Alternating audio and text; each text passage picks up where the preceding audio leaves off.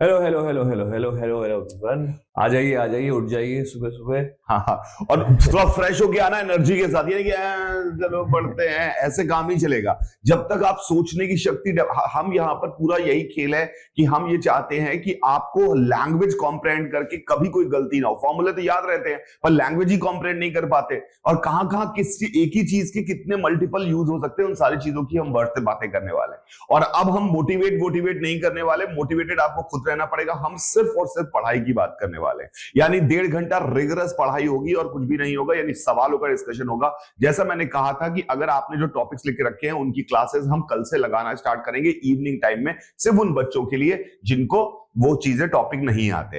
Otherwise हम जो यहां पर इस क्लास में करेंगे, यहां पे हमारा पूरा का पूरा फोकस प्रॉब्लम सॉल्विंग और उससे रिलेटेड कॉन्सेप्ट और उसके आसपास बिखरे हुए सारे कॉन्सेप्ट्स को कंबाइन करके एक साथ लिखना है। तो जो कॉमन पॉइंट्स होंगे वो जरूर आप लिखते रहिएगा, क्योंकि वो बहुत इंपॉर्टेंट है, क्योंकि उन्हीं पॉइंट्स के बेसिस पे सवाल आने वाले हैं। तो उन्हीं पॉइंट के बेसिस पे सवाल आने हैं। मैं और रेहान सर, कभी मैं कभी रेहान सर, कभी हम दोनों साथ में आएंगे। हम आज एक साथ इकट्ठे इसलिए आए हैं ताकि आप हम दोनों से ही रूबरू हो जाए प्रॉपर तरीके से। हम दोनों बिल्कुल एक ही तरीके से एक ही चीज को डिलीवर करने वाले हैं। कभी मैं मिलूंगा, कभी सर मिलेंगे, कभी हम दोनों मिलेंगे। इस तरह से हमारा पूरा का पूरा कॉम्बिनेशन होने वाला है। अच्छा, पहली क्लास है तो मैं एक चीज क्लियर कर देना चाहता हूँ। एसपी सिंह सर की सोच जो है और एनएमएस सर ने जो हमने डिसाइड किया है वो ये है कि पिछले 5 साल की पीवाईक्यू हम उठाएं। तो बार बार कोई पूछेगा तो उस पहली क्लास में अपन क्लियर कर देते हैं कि हम जो है बहुत पिन पॉइंट बात करेंगे। मन बहुत है, बहुत सारी कहानियां सुनाने का, मगर क्रैश कोर्स है, टाइम की बाउंडेशन है। तो हम जो है बिल्कुल कट शॉर्ट करके जो बिल्कुल इंपॉर्टेंट चीज है उसी पे बात करने वाले हैं। ये आपके फाइनल नोट्स होंगे, फाइनल आपकी जो है गो थ्रू चीज होगी कि भाई किसी चीज का रिवीजन करना है लास्ट मोमेंट में, तो आप सीधा यहाँ पर आएंगे और ये सारे सवाल को सोचने की कोशिश करेंगे। सोच डेवलप करनी है, रटना वटना कुछ नहीं है। याद रखने के लिए बहुत लोड नहीं डालना है दिमाग पर, समझना है चीज को। प्योर फंडामेंटल चीज समझ जाओगे तो आधा काम वैसे ही हल हो जाएगा। स्टार्ट करें sir? Yes sir. Dual nature sir, पहले तो डुअल नेचर, इसका पूरा नाम नहीं लिखा हुआ है, मैटर एंड वेव। तो dual nature of matter and wave, ये पूरा नाम है इसका। और पहला सवाल आ गया आपकी स्क्रीन के ऊपर।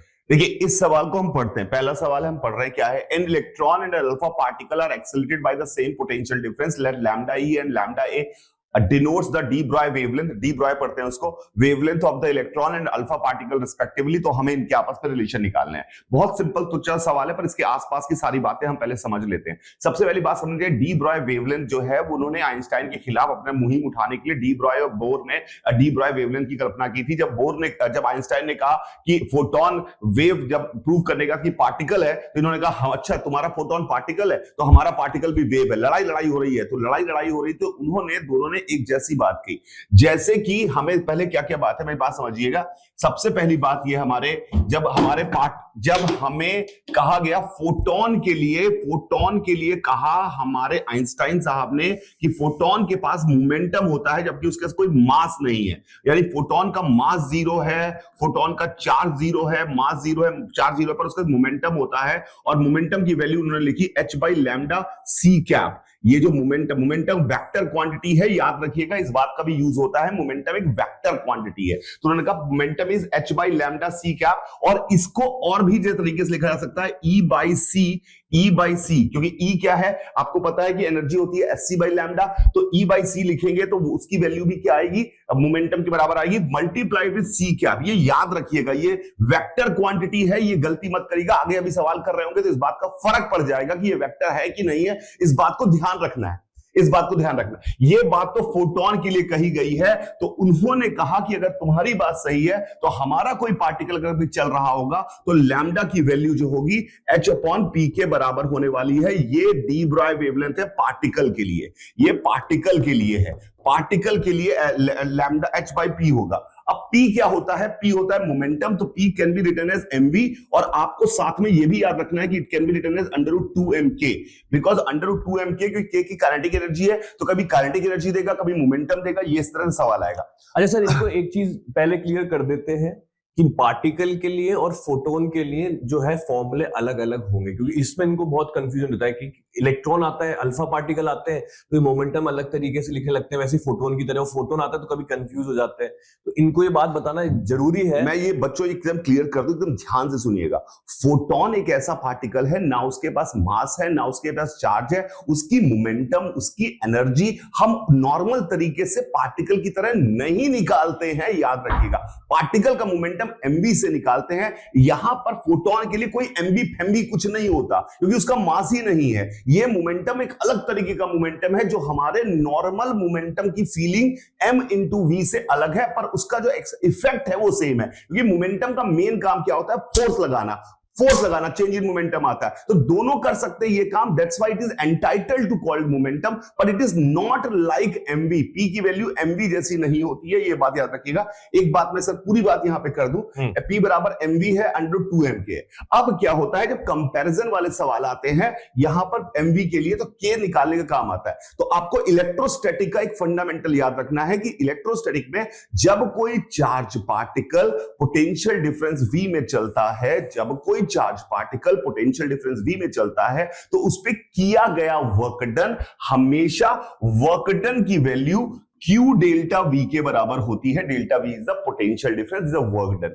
और यही work done work energy theorem से, ताकि सर बातें याद रखिए। जब भी कोई, अब ये बात इलेक्ट्रोस्टैटिक में इस पे सीधे सवाल भी आ सकता है। इलेक्ट्रोस्टैटिक में आपको क्या याद रखना है कि जब भी कोई charge particle potential difference delta V में चलेगा, उसका वर्क डन जो होगा, उसके ऊपर जो किया गया वर्क डन होगा वो Q डेल्टा V के बराबर होने वाला है। Q डेल्टा V के बराबर होने वाला है। और मोर प्रिसाइजली अगर मैं वर्क डन ऑन पार्टिकल की बात करूं, वर्क डन ऑन वो पार्टिकल की बात करूं, तो उसकी वैल्यू Q जो उसके पास यहां पे यहां से यहां तक चल रहा है, तो उसके ऊपर जो वर्क डन होगा Q VI माइनस VF के बराबर हमारे पास उसके पास वर्क डन आने वाला है। Q VI माइनस VF के बराबर वर्क डन आने वाला है, ये बात याद रखिएगा। दूसरी बात, ये सेम सवाल इस फॉर्म में दे सकता है कि चार्ज पार्टिकल को यहां पे बोला सेम पोटेंशियल डिफरेंस में चलाया, कई बार बोल सकता है चार्ज पार्टिकल को सेम इलेक्ट्रिक फील्ड में चलाया, सेम दूरी के लिए, सेम इलेक्ट्रिक फील्ड में चलाया, सेम दूरी के लिए। तो उस केस में आपको याद रखना है कि वर्क डन की वैल्यू सेम इलेक्ट्रिक फील्ड में चलाया तो QE का फोर्स हो गया, दूरी D है, तो अगर E सेम रखा, D सेम रखा, तो यहां पर भी वर्क डन जो कि काइनेटिक एनर्जी बनेगा वो भी Q के प्रोपोर्शनल आ गया। सिमिलरली वो बोल सकता है कि सेम चार्ज पार्टिकल को सेम इलेक्ट्रिक फील्ड में सेम टाइम के लिए चलाया। एक ही जैसी चीजों के कई रूप हो सकते हैं, तो सेम चार्ज पार्टिकल को सेम इलेक्ट्रिक फील्ड में सेम टाइम के लिए चलाया, तो टाइम अगर सेम आ रहा है तो QE का फोर्स होता है, तो उससे हमें याद रखना है कि उसके आने वाला मोमेंटम, उसको मिलने वाला मोमेंटम जो होगा वो QET होगा। तो उसमें मोमेंटम जो आ रहा है, अगर इलेक्ट्रिक फील्ड सेम है, T सेम है, तो मोमेंटम Q के प्रोपोर्शनल हो जाएगा। तो ये बात याद रखनी है, इसके बेसिस पर आप सवाल सॉल्व कर सकते हैं। अब एक लास्ट बात, कई बार क्या होता है कि इलेक्ट्रॉन को जो पोटेंशियल डिफरेंस में चलाया जाता है, तो उसमें उसका डी ब्रॉय वेवलेंथ पूछा जाता है। तो डी ब्रॉय वेवलेंथ जब इलेक्ट्रॉन के लिए पूछा जाएगा, जो कि सर ने यहां पे Q डेल्टा V लिख दिया, तो उससे हमारे पास डी ब्रॉय वेवलेंथ लैम्डा की वैल्यू आएगी H upon under root 2m E delta V, ये हमारे पास आएगी। अब बार बार H आ रहा है, बार बार 2 आ रहा है, बार बार मास ऑफ इलेक्ट्रॉन आ रहा है, बार बार इलेक्ट्रॉन का चार्ज आ रहा है, तो क्यों ना इसको याद कर लिया जाए। तो वो क्या कहते हैं कि इलेक्ट्रॉन के लिए सिर्फ है ये बात, सिर्फ और सिर्फ इलेक्ट्रॉन के लिए है, गलती मत कर देना, सिर्फ और सिर्फ इलेक्ट्रॉन के लिए, क्योंकि मास सबका अलग होता है, चार्ज सबका अलग होता है। तो चार्ज इलेक्ट्रॉन का E है, मास m है, तो इसकी वैल्यू जो होती है 1.227 nanometre, 1.227 nanometre divide by under root V के बराबर होती है। तो ये बात याद रखनी है, 1.227 नैनोमीटर या 12.27 एंगस्ट्रॉम अपॉन रूट V के बराबर होती है, क्योंकि नैनोमीटर और एंगस्ट्रॉम का 10 गुने का फर्क होता है। इतनी बात यहां पर है। अब इस सवाल में अगर बात की जाए कि किसका, इन्होंने क्या बोला कि यहां पर कि किसका डी ब्रॉय वेवलेंथ ज्यादा होगा, तो डी ब्रॉय वेवलेंथ आपने लिखा lambda is equal to H upon under root 2m Q delta V, 2m Q delta V। तो अब आपको सिर्फ और सिर्फ प्लीज सर बता दीजिए अब इनको क्या होगा इसका। देखो सर ने बहुत सारी बातें यहाँ पर करी, जितने भी डब्बे बनाए वो सारे आपको याद रहने चाहिए। अगर जब सब आपके दिमाग में बिल्कुल बढ़िया से स्प्रेड होगा, तो अगले पेज पे आ जाऊं सर मैं। इसी का वैल्यू इसी में कर दूं? हाँ इसी में कर दीजिए सर। तो यहाँ पर क्या होगा कि लेमडा जो है सर प्रोपोर्शनल आ रहा है, जैसा कि आपने फाइनली हमें ये फॉर्मूला लिखना है। तो लेमडा यहाँ पर क्या क्या है, यहाँ पर है ई एन अल्फा पार्टिकल, ये यूज कर लेंगे। हाँ तो ये ई एन अल्फा पार्टिकल सीधा अपन क्या लिखेंगे कि भाई E N lambda alpha particle, यहाँ प्रोपोर्शनैलिटी से क्या आ जाएगा सर कि ये प्रोपोर्शनल होगा, अंडर रूट करूं मैं, और यहाँ पर अल्फा पार्टिकल है तो यहाँ पर देखो इनवर्सली प्रोपोर्शनल है। और देखो डिफरेंस किसमें, मास में भी डिफरेंस है, चार्ज में भी डिफरेंस है। तो यहाँ पर मैं एम अल्फा कर लूं सर, और यहाँ पर क्यू अल्फा कर लूं, यहाँ एम ई कर लूं और क्यू ई कर लूं मैं। यहां पर आपको दिख रहा है कि एम अल्फा यानी मास ऑफ अल्फा पार्टिकल क्या होता है, डबली आयोनाइज्ड हीलियम न्यूक्लियाई, यानी 2 प्रोटॉन 2 न्यूट्रॉन। और मास जो अल्फा का होता है वो इलेक्ट्रॉन के कंपैरिजन में बहुत ज्यादा होता है। इलेक्ट्रॉन का मास तो होता है 10⁻³ kg में, और एक प्रोटॉन या न्यूट्रॉन का ही मास 10⁻27 में होता है। तो 4 जो है 10⁴ का डिफरेंस होता है। तो यानी कि ये बहुत बड़ा होगा सर, ये बहुत बड़ा होगा, तो यानी कि लेमडा ई बड़ा आएगा लेमडा अल्फा से, यानी कि ऑप्शन ए करेक्ट हो गया। अब मैं चाहता हूं आप जो है, अगर कोई भी डाउट है, देखो ये मत करना कि हाँ आ गया समझ में, यहीं रोको यहीं पूछो, मैं आपके कमेंट बराबर पढ़ रहा हूं। आपको सिर्फ जो है वहां लिखना है कि सर एक बार और बताओ या ये बताओ, और एक बार और बताने से अच्छा है फिजिक्स लिखो कि भाई सर इसमें आपने ऐसा क्यों लिया है, ऐसा क्यों किया है, तो ही ज्यादा ये इंटरेक्टिव जितना बनेगा उतना ज्यादा आपको मजा आएगा। तो हमें क्या करना था, प्रोपोर्शनैलिटी निकालनी थी। सर ने बता दिया कि जो लैम्डा का जो रिलेशन है किसके साथ, यहां पर जब भी पोटेंशियल डिफरेंस आएगा आपको क्यू डेल्टा वी ये वाला फॉर्मूला निकालना, इनवर्सली प्रोपोर्शनल होता है, तो ये नीचे आ जाएगा ऊपर आ जाएगा। तो लैम्डा जो डी ब्रॉय वेवलेंथ है वो इलेक्ट्रॉन की काफी ज्यादा आ जाएगी in comparison to alpha. I hope it is. Yes sir. Chetna कह रही है एक बार फिर से रिपीट कर दीजिए। सर ने यहाँ पर रिपीट करने की जो बात है, सर ने सीधे सीधे कहा कि लैम्डा जो है h/√2m/q डेल्टा वी है। ये तो आपको याद रखना पड़ेगा। एक्चुअली √2m/k है। मैंने आपको बताया कि k निकालने के 3 तरीके हैं मोमेंटम निकालने के, या तो ये वाला तरीका इस्तेमाल हो जाएगा, या ये वाला तरीका इस्तेमाल हो जाएगा, या ये वाला तरीका इस्तेमाल हो जाएगा मोमेंटम निकालने के लिए। तो कोई ना कोई एक फंस जाएगा, कोई ना कोई एक तरीका यहां पर फंसने वाला ही वाला है। अब यहां पर सिंपल सी बात है बेटा, क्योंकि चार्ज का अगर रेशियो देखें, इलेक्ट्रॉन या अल्फा पार्टिकल में दो इलेक्ट्रॉन का चार्ज है, इलेक्ट्रॉन में 1 का चार्ज है। तो चार्ज तो दोनों का लगभग 1:2 के रेशियो में, पर मास जो है अल्फा पार्टिकल का सुपर डुपर हाई है। इलेक्ट्रॉन टाइनी पार्टिकल, उसकी औकात नहीं है। तो सर ने यहां पे सिंपल सा जब आपको रिलेशन लिखा, या फिर यहीं से आप देखिए कि लैम्डा चार्ज इतना इफेक्ट नहीं डाल रहा है, तो मास ही इफेक्ट डालेगा। तो जिसका मास कम उसका लैम्डा ज्यादा, क्योंकि मास का रेशियो बहुत बड़ा है। सर ने बोला ना 10⁻31 और 10⁻27, यानी कि सिर्फ प्रोटॉन की बात की जाए तो उसमें 10⁴ टाइम्स यहां पर इस तरह का डिफरेंस आ रहा है। तो इतना डिफरेंस जब आ रहा है तो आपको पता है कि यहां पे मास एक इंपॉर्टेंट फैक्टर अदा कर रहा है। प्लीज इस बात को याद रखिए, अदरवाइज बहुत मुश्किल होगी। और जितनी हमने यहां पर बात छिछोर के लिखी हुई है, इनमें एक सवाल 100% फंसने वाला है। इनमें एक सवाल 100% फंसने वाला, डी ब्रॉय वेवलेंथ का ये सवाल आ सकता है। इसके अलावा सर मैं इसी चीज में एक चीज और ऐड कर देता हूं कि सिमिलर काइंड ऑफ क्वेश्चन, ये जो मोमेंटम है ना, मोमेंटम, इसमें बहुत इंपॉर्टेंट बात है। Similar kind of charge particle के मोमेंटम पे सवाल आधारित था, तो मोमेंटम पे सेम सवाल आधारित जो होगा वो मैग्नेटिक फील्ड में रेडियस कंपेयर करने वाला सवाल आ जाता है। तो वहां पर भी फॉर्मूला हमारे पास R = रेडियस जो होता है वो mv/qb है। रेडियस mv/qb है। वहीं पर यहां पर भी √2mk/qb लिख सकते हैं। और वही यहां पर, क्योंकि mv can be written as h, momentum जो है वो कैसे लिखा जा सकता है, मोमेंटम आपको पता है डी ब्रॉय वेवलेंथ के टर्म में भी लिखा जा सकता है, क्योंकि h बाई लैम्डा ही हमारे पास मोमेंटम के बराबर आएगा। तो मोमेंटम की जगह हम यहां पर h बाई लैम्डा भी लिख सकते हैं। डी ब्रॉय वेवलेंथ के टर्म में अगर बात की जाए तो ये h/λ/qb भी बन सकता है। ये सेम सवाल रेडियस उसमें पूछा जा सकता है मैग्नेटिक फील्ड में।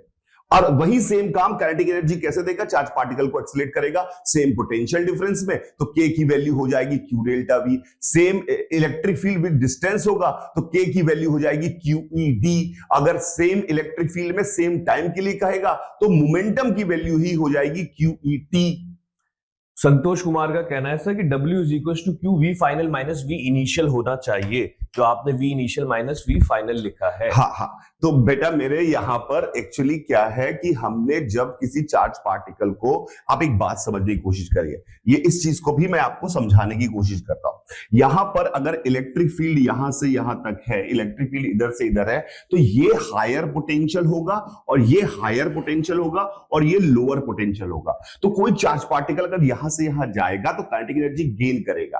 काइनेटिक एनर्जी गेन करेगा तो वर्क डन की जो वैल्यू होगी, जो इलेक्ट्रिक फील्ड उसके ऊपर काम कर रही होगी, वो क्यू VH माइनस VL के बराबर होगी। इसीलिए कई जगह कंफ्यूजन हो जाता है, इसलिए मैंने वहां पे VI माइनस VF इसीलिए लिखा। मुझे पता था कि आप में से किसी ना किसी को ये कंफ्यूजन हो जाता है, क्योंकि मास्टर जी को फर्क नहीं पड़ता, उन्होंने तो कहा कि ऐसे काम कर लो। तो इलेक्ट्रिक फील्ड जब भी किसी पे काम कर रही होती है तो उसकी वैल्यू हमेशा charge particle Q has to be kept with sign, Q has to be kept with sign. तो पॉजिटिव चार्ज अगर यहां से यहां जाएगा तो उसके पास पहले पोटेंशियल एनर्जी के पॉइंट ऑफ व्यू से सोचे तो Q VH थी, बाद में बात करें तो Q VL है, तो उसकी पोटेंशियल कितनी घटी, Q VH से Q VL घटी, तो वो कहां चली गई, वो काइनेटिक एनर्जी के फॉर्म में आ गई। इसलिए Q V initial minus V final is the correct way of writing. यानी work done by electric field को अगर कभी भी कोई पूछेगा तो work done by electric field हमेशा Q VI माइनस VF के बराबर आएगा।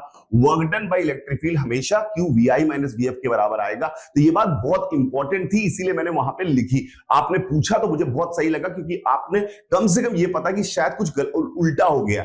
गलत तो हम नहीं बोलेंगे, ये आपको मैं पहले बता दूं, गलत हम नहीं बोलेंगे, इतना हमें आता है कि गलत नहीं बोलेंगे। पर आप इस चीज को समझिएगा कि इलेक्ट्रिक फील्ड जब भी काम करती है तो वो हायर पोटेंशियल से पॉजिटिव चार्ज को लोअर पोटेंशियल में ले जाएगी। तो लोअर पोटेंशियल में जाएगी तो work done Q delta V लिख देते हैं, वो एक्चुअली उसको लिखना चाहिए था minus Q VI minus VF लिखना चाहिए था अगर इलेक्ट्रिक फील्ड का वर्क डन है। इलेक्ट्रिक फील्ड का वर्क डन है तो Q VI माइनस VF के बराबर लिखना चाहिए। This is very very important. Is it clear? किसने पूछा था? असंतोष ने। यशदीप पूछ रहे why QB not QRB? QRB ये क्या मतलब हुआ इसका क्या मतलब है Yashdeep? Why QB not QRB, इस फॉर्मूले के बारे में तो नहीं बात कर रहा है सर ये, इस वाले के बारे में? Why QB not QRB? QRB कहां आता है बे? ये R इधर लेके आ रहे हो तुम, कुछ और निकालने की कोशिश कर रहे हो। ये तो MV by QB ही होता है, रेडियस MV by QB है। एक बात इतना भरोसा रख लेना कि फिजिक्स गलत नहीं होगी। अगर आपको कोई बात समझ में नहीं आएगी तो शायद आपको गलत तरीके से बताई गई होगी, इसलिए आपको समझ नहीं आई। इट इज, जो मैंने आपको भी वहां बात लिखी ना, जो संतोष का जो डाउट था, it is doubt with measure of the student, क्योंकि हर जगह किताबें हर जगह Q डेल्टा V कर देती, V final minus V initial लिख देती, उनको समझ में नहीं आ रहा। आंसर आ जाता है कि उनको फर्क, Q की जगह इलेक्ट्रॉन का वो मैग्नीट्यूड रख देते हैं। जब इलेक्ट्रॉन की बारे में बात की जाए तो ऑब्वियसली वो नेगेटिव चार्ज है। I hope it is clear to you sir. Clear है यहां तक? तो ये रेडियस, एक और बात भी मैं यहां पे बोल दूं, रेडियस वाले सवाल के साथ साथ एक और जगह इसका यूज होता है। जब हमारा बोर ऑर्बिट होता है तो बोर ऑर्बिट में जब पार्टिकल घूम रहा होता है तो उसका जो लैम्डा होता है, उसमें n लैम्डा जो होता है वो आपकी पेरीमीटर के बराबर होता है। एन लैम्डा की वैल्यू 2 पाई r के बराबर होती है। r is the radius of the orbit. N lambda equal to 2 pi r होता है। ये डी ब्रॉय का हाइपोथेसिस था जिसने बोर को स्ट्रेंथन किया था। जब भी कोई चार्ज इलेक्ट्रॉन ऑर्बिट में घूम रहा होता है, ऑर्बिट में, बोर ऑर्बिट में घूम रहा, बोर ऑर्बिट मतलब फर्स्ट ऑर्बिट नहीं, बोर के अकॉर्डिंग ऑर्बिट में घूम रहा होता है, तो उसकी सबसे बड़ा पोस्टुलेट यही है कि N lambda is equal to 2 pi r। Actually ये मैंने क्या लिखा हुआ है, ये मैंने सिर्फ लिखा हुआ है कि mvr equal to nh upon 2 pi, mvr equal to nh upon 2 pi लिखा हुआ है, एंगुलर मोमेंटम वाली बात। mvr equal to nh upon 2 pi. तो इस पे सीधे सीधे सवाल पूछे जा सकते हैं। तो ये पूरा का पूरा जो हमने आपको 4-5 चीजें समझाई हैं, इनको ध्यान से ब्रेक डाउन करके दिमाग में बैठा लेना। कम से कम 1 से 2 सवाल आपके सही होंगे, क्योंकि मैग्नेटिक फील्ड वाला भी सही हो जाएगा। इसमें डी ब्रॉय वेवलेंथ से, अब है कि डी ब्रॉय वेवलेंथ से रिलेटेड दुनिया का कोई सवाल वो मुझसे पूछ ले, सारे सवाल सही होने वाले हैं, सारे सवाल सही होने वाले, बिकॉज हमें पता चल गया कि डी ब्रॉय वेवलेंथ की पूरी कहानी क्या है। Sir yes sir. Mohammed Minhaj बोल रहे हैं, पहले पढ़ाओ ना सर, ये हम क्या कर रहे हैं बेटा। चलो इसके लिए मैं ना एक एक चीज करके नहीं, एक बात इसको क्लियर करते हैं। हाँ। मोहम्मद मिनहाज, देखिए इस पर्टिकुलर क्लास में आप अगर हमसे पढ़ाना एक्सपेक्ट करेंगे। इसमें आपने शायद समझा नहीं, जो टॉपिक्स आपको नहीं आते हैं हम ये मान के चल रहे हैं कि आपने यहाँ पर बेसिक काम किया हुआ है, इसमें हम अगर पढ़ाने लगेंगे तो हम प्रैक्टिस और सवाल कैसे आ रहे हैं उनके बारे में चर्चा नहीं कर पाएंगे।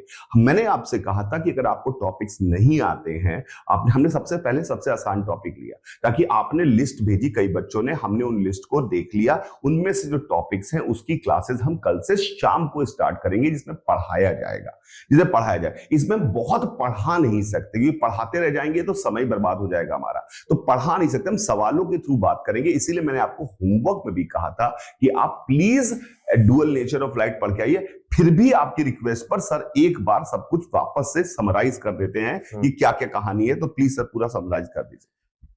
तो भाई देखो, ऐसा है कि पढ़ा तो जैसे सर ने कहा नहीं सकते, बट जो याद रखना चाहिए आपको वो सारी चीजें बात लिख लेते हैं। डुअल नेचर की बात आती है तो हम बात करते हैं सबसे पहले कि भाई लाइट के बारे में। लाइट जो है वो वेव की तरह भी काम कर रही थी। फिर हमने देखा कि आइंस्टाइन भाई साहब ने देखा ये फोटो इलेक्ट्रिक इफेक्ट, इसको एक्सप्लेन नहीं कर पा रहे वेव से तो ये नहीं हो रहा है। वेव प्रॉपर्टी से हमने वेव ऑप्टिक्स के अंदर डिफ्रैक्शन, इंटरफेरेंस, पोलराइजेशन जैसी चीजें तो हमने बहुत बढ़िया से जो है एक्सप्लेन कर ली। मगर आइंस्टाइन फोटो इलेक्ट्रिक इफेक्ट जब आया और भी 2-3 जो है इफेक्ट्स आए तो हमने देखा यार ये तो एक्सप्लेन ही नहीं हो पा रहे। तो हमने कहा कि भाई देखो लाइट जो है उसको हम क्या मान सकते हैं कि भाई पैकेट्स हैं, छोटे छोटे प्यारे पैकेट्स हैं, पैकेट्स ऑफ एनर्जी, जिनको हम कहते हैं फोटोन। कि भाई ये फोटोन है। अब जल्दी अपन देखेंगे भाई फोटोन की क्या खास बात है। जैसा कि सर ने कहा कि फोटोन का मास इक्वल्स टू 0 एंड चार्ज भी equals to 0।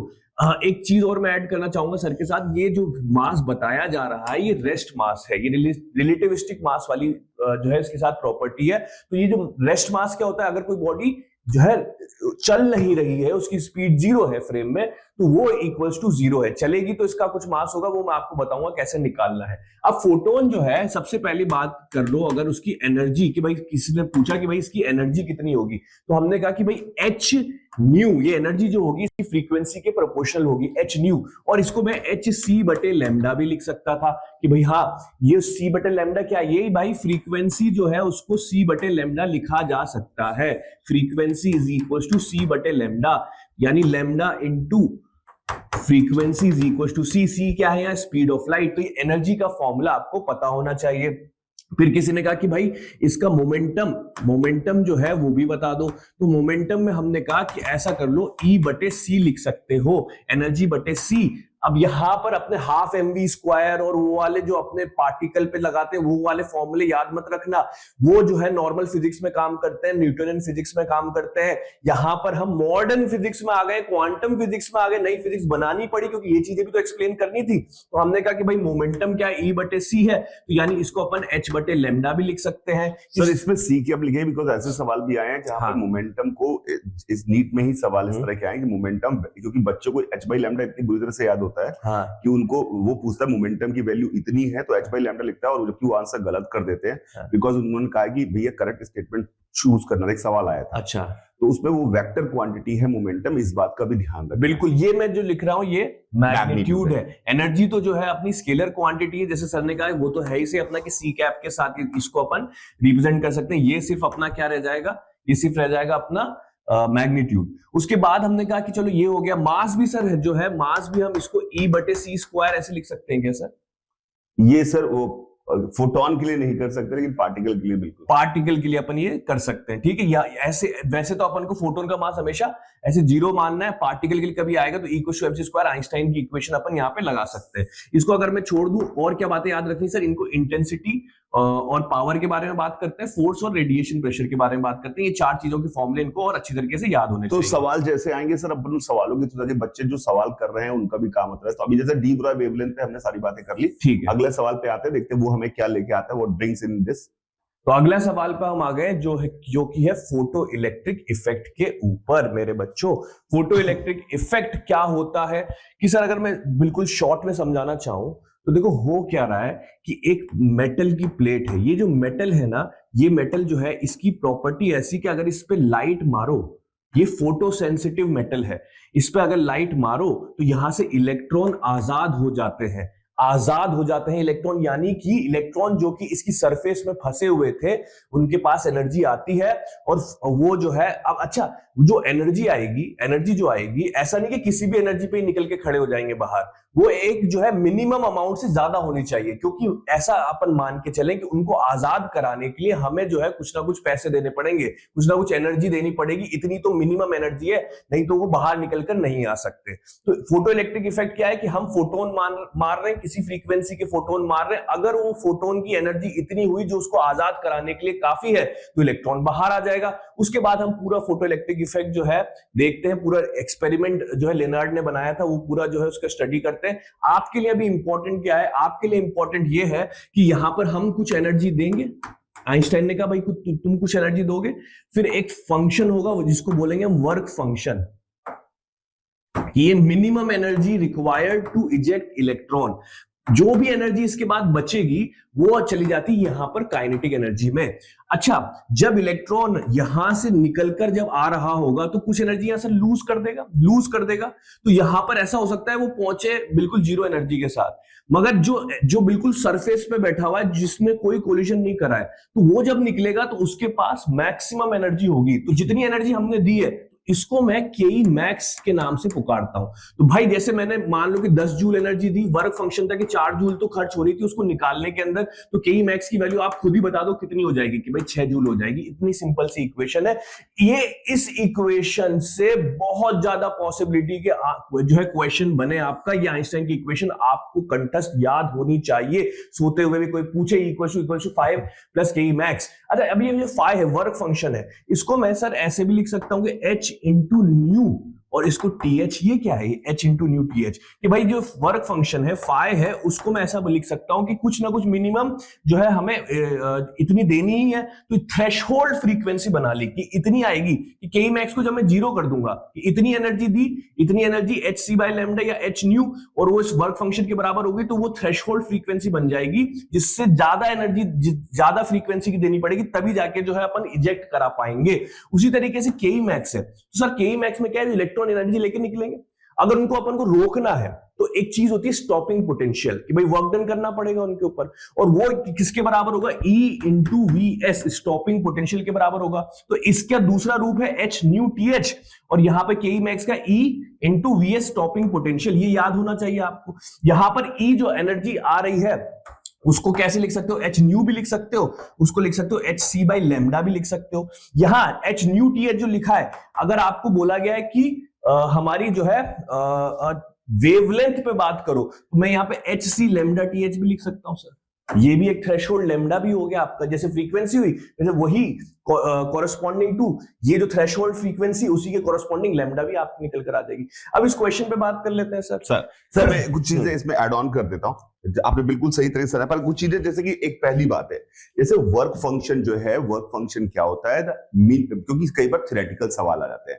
It is a minimum energy required to come out of the metal surface on an average. ये average value of minimum energy है, क्योंकि कुछ इलेक्ट्रॉन को ज्यादा चाहिए होती है, कुछ को कम चाहिए होती है, तो हम ऑन एन एवरेज की बात करते हैं। और ये किसको निकालता है, क्या ये सिर्फ फ्री इलेक्ट्रॉन्स को निकालता है? नहीं, ये फ्री इलेक्ट्रॉन और बाउंडेड दोनों को निकाल सकता है।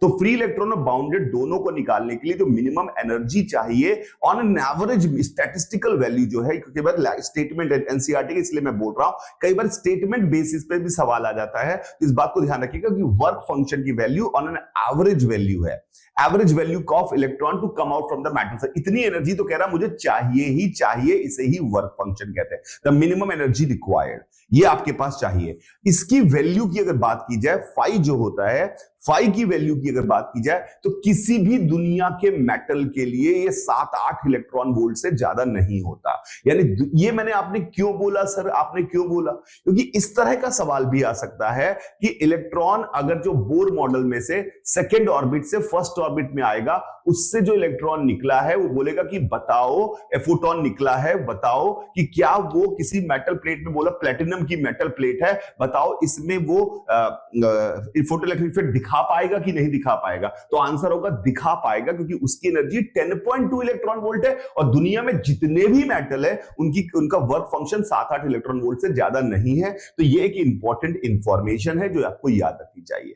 अब आपको इतनी कम से कम एनर्जी चाहिए। अब ये एनर्जी लेते कहां, जैसे सर ने समझाया, वो लेते हैं आपके फोटोन जो आ रहा है। फोटोन ने कहा मेरे पास है एच न्यू, उसने कहा मुझे चाहिए फाई, तो भैया एच न्यू की वैल्यू फाई से ज्यादा या बराबर, कम से कम बराबर होनी चाहिए। तो ये जो बराबर होनी चाहिए, तो न्यू जो है वो greater than equal to 5/h होना चाहिए। इस 5/h को सर ने क्या नाम दिया, थ्रेशोल्ड फ्रीक्वेंसी नाम दिया। तो this is how we got the condition. अब जब ये इलेक्ट्रॉन बाहर आने की कोशिश करते हैं तो एनर्जी जब उन्होंने एच न्यू मान लो तुमने ज्यादा दे दिया, अब वो निकल सकता है, एच न्यू ज्यादा दे दिया तो निकल सकता है। इसमें रूल है क्या कि कोई भी एक इलेक्ट्रॉन एक फोटोन से ज्यादा एब्जॉर्ब नहीं कर सकता। उसके पिताजी चाहे तब भी नहीं कर सकता कि भैया 2 खा जाओ, नहीं खा सकता। ज्यादा से ज्यादा एक इलेक्ट्रॉन एक फोटोन को ही एब्जॉर्ब करेगा। इसका मतलब मैक्सिमम एनर्जी एक इलेक्ट्रॉन को जो मिल सकती है वो एच न्यू है। तो कितने फोटोन गिर रहे हैं उससे कहीं ज्यादा इंपॉर्टेंट है कि एक फोटोन की एनर्जी कितनी है। इसीलिए फोटो इलेक्ट्रिक इफेक्ट होगा या नहीं होगा वो इंटेंसिटी पे डिपेंड नहीं करता, वो सिर्फ फ्रीक्वेंसी पे डिपेंड करता है कि एक फोटोन के पास कितनी एनर्जी है। तो एच न्यू की वैल्यू 5/s से ज्यादा होनी चाहिए, और अगर ज्यादा है तो जो भी एच न्यू आपने दिया हुआ है वो 5 में खर्च होगा, और उसके अलावा वो कोलिजन में खर्च हो सकता है। तो कोलिजन में खर्च होगा, सर ने कहा कि अगर आइडियलिस्टिक केस माने कि भैया उसने एच न्यू एनर्जी ली और 5 खाई तो बाकी बची उसकी काइनेटिक एनर्जी है, इससे ज्यादा काइनेटिक एनर्जी तो नहीं आ सकती, क्योंकि कम से कम तो खर्च होना ही होना है। तो काइनेटिक एनर्जी की मैक्सिमम वैल्यू ये लिखी है, ये के मैक्स है, ये के मैक्स है, ये बात बहुत ध्यान से रखिएगा। तो इसलिए इन दो फॉर्मूले, और जब ये काइनेटिक एनर्जी से निकलता है, और जो सर ने एक्सपेरिमेंट की बात की उसमें जब हम इसको रोकने की कोशिश करते हैं तो उसमें हमें वर्क डन करना पड़ता है कि अगर आपको रोकना है तो भैया रोकना पड़ेगा, तो धक्का मारना पड़ेगा कि मत आओ। तो वर्क डन का भी हमने फॉर्मूला क्या पढ़ा था, क्यू डेल्टा वी। तो ईवीएस का वर्क डन करके इस काइनेटिक एनर्जी को हम खा सकते हैं। तो के मैक्स और ईवीएस दोनों बराबर है। तो फाइनली आपको सिर्फ एक बात कि न्यू की वैल्यू ग्रेटर देन 5/h होनी चाहिए। इसी 5/h को सर आपने न्यू थ्रेशोल्ड नाम दे दिया। सही है सर? बिल्कुल। दूसरी बात आपने कही सर कि एच न्यू माइनस 5 की वैल्यू किसी भी सिस्टम में के मैक्स हो सकती है, और यही ईवीएस के बराबर होगी। यहां पे ई पॉजिटिव वैल्यू डालेंगे और वीएस भी पॉजिटिव आएगा, क्योंकि स्टॉपिंग पोटेंशियल का मैग्नीट्यूड जनरली पूछता है। स्टॉपिंग पोटेंशियल तो उसको ऑब्वियसली रोकना है, तो नेगेटिव चार्ज वहां दूसरी प्लेट पे लगाना चाहिए, पर स्टॉपिंग पोटेंशियल का मैग्नीट्यूड पूछता है। तो ये एक इक्वेशन, ये एक बात, ये कब सही है, ये फोटो इलेक्ट्रिक होगा या नहीं होगा। और ये क्या है, जो इलेक्ट्रॉन निकल रहा है वो किस काइनेटिक एनर्जी से निकल रहा है, एच न्यू माइनस 5 है।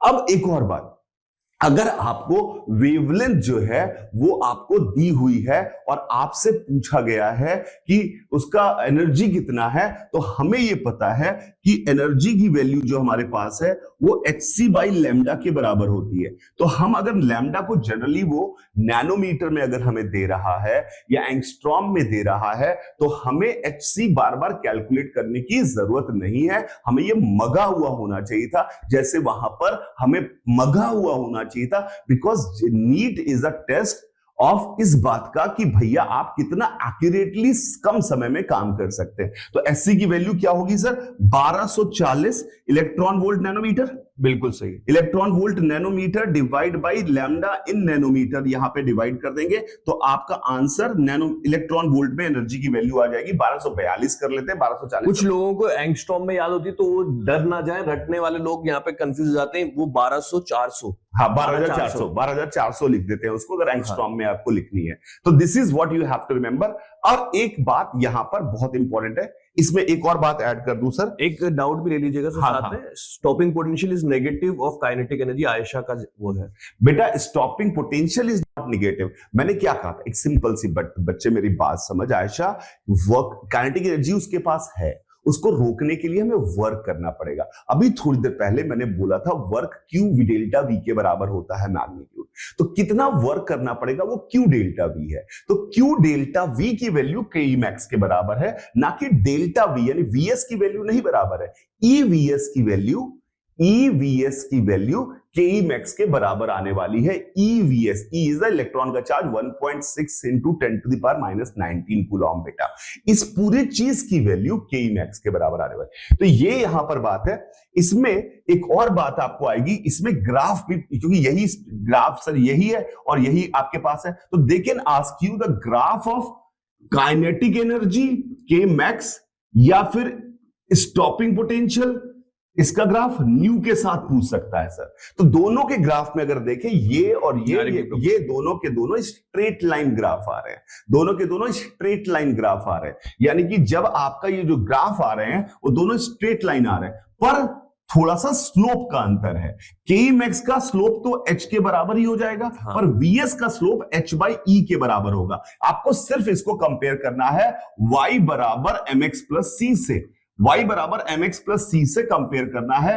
y आपका k है या ये है, और m आपके पास न्यू प्लस सी है, तो इससे कंपेयर कर लेना मेरे बच्चों, इससे आपका आंसर आ जाएगा। रटिएगा मत, इसको ग्राफ रटने की जरूरत नहीं, इसका स्लोप h बाई ई होता है। आप तो बस ये इक्वेशन याद रखिए, और ये y equal to mx plus C के टाइप का दिया हुआ है। You can definitely get the answer of this.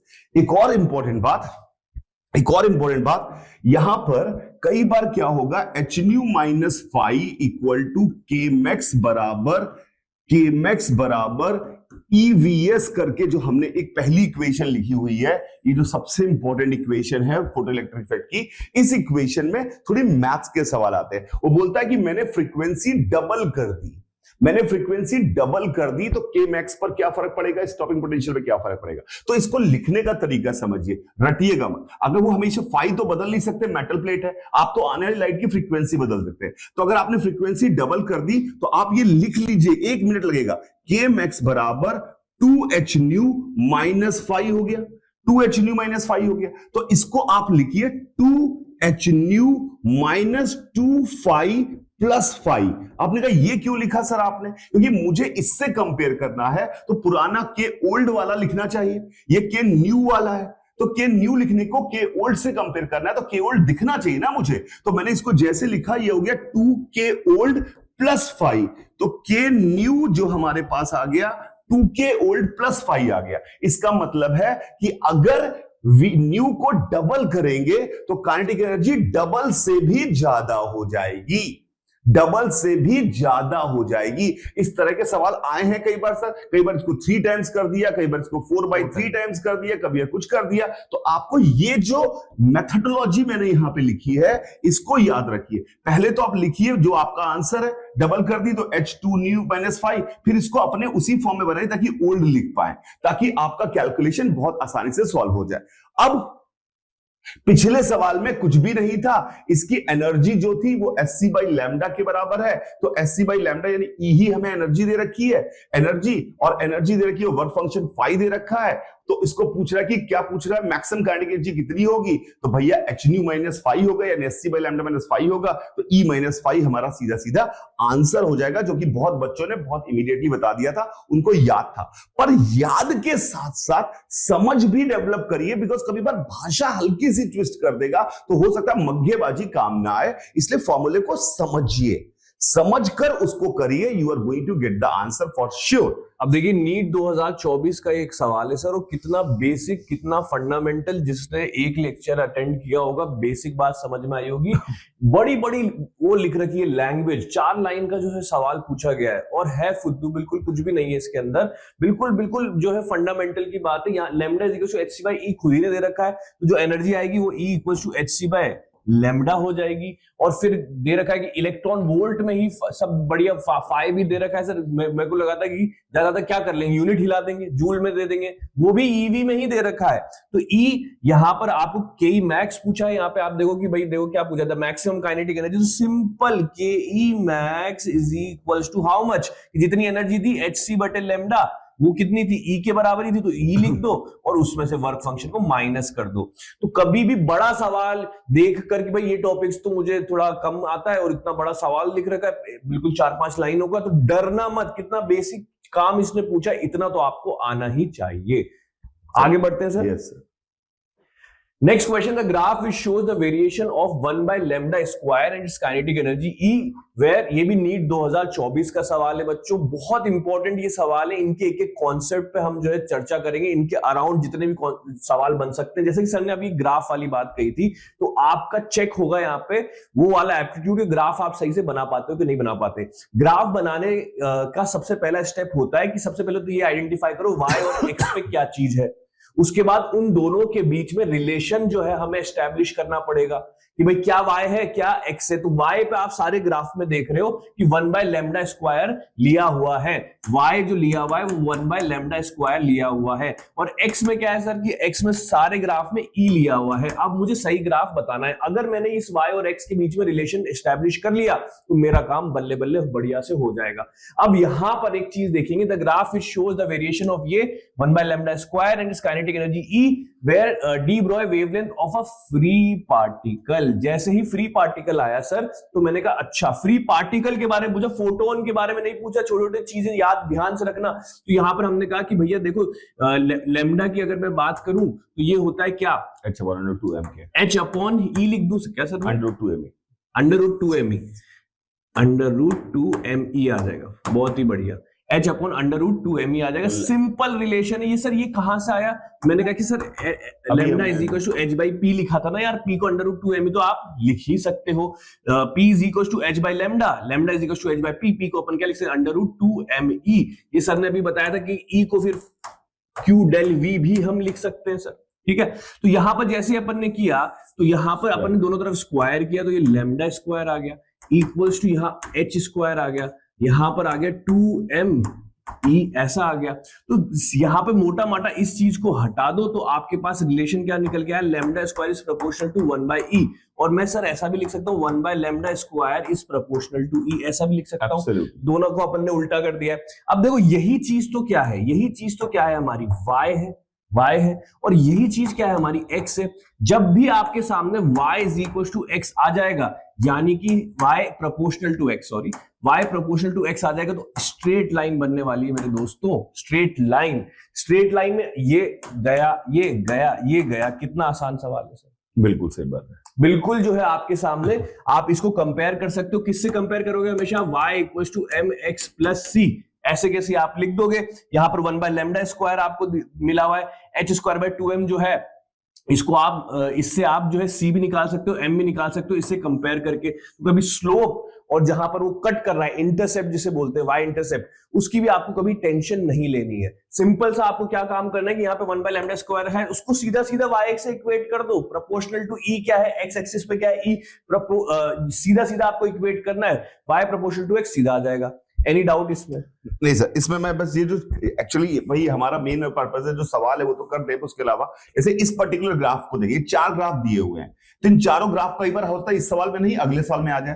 तो इस तरह का ग्राफ अगर बनेगा ऊपर मुंह खुला हुआ तो ये ग्राफ हमेशा होगा y बराबर mx की पावर 1 से ज्यादा,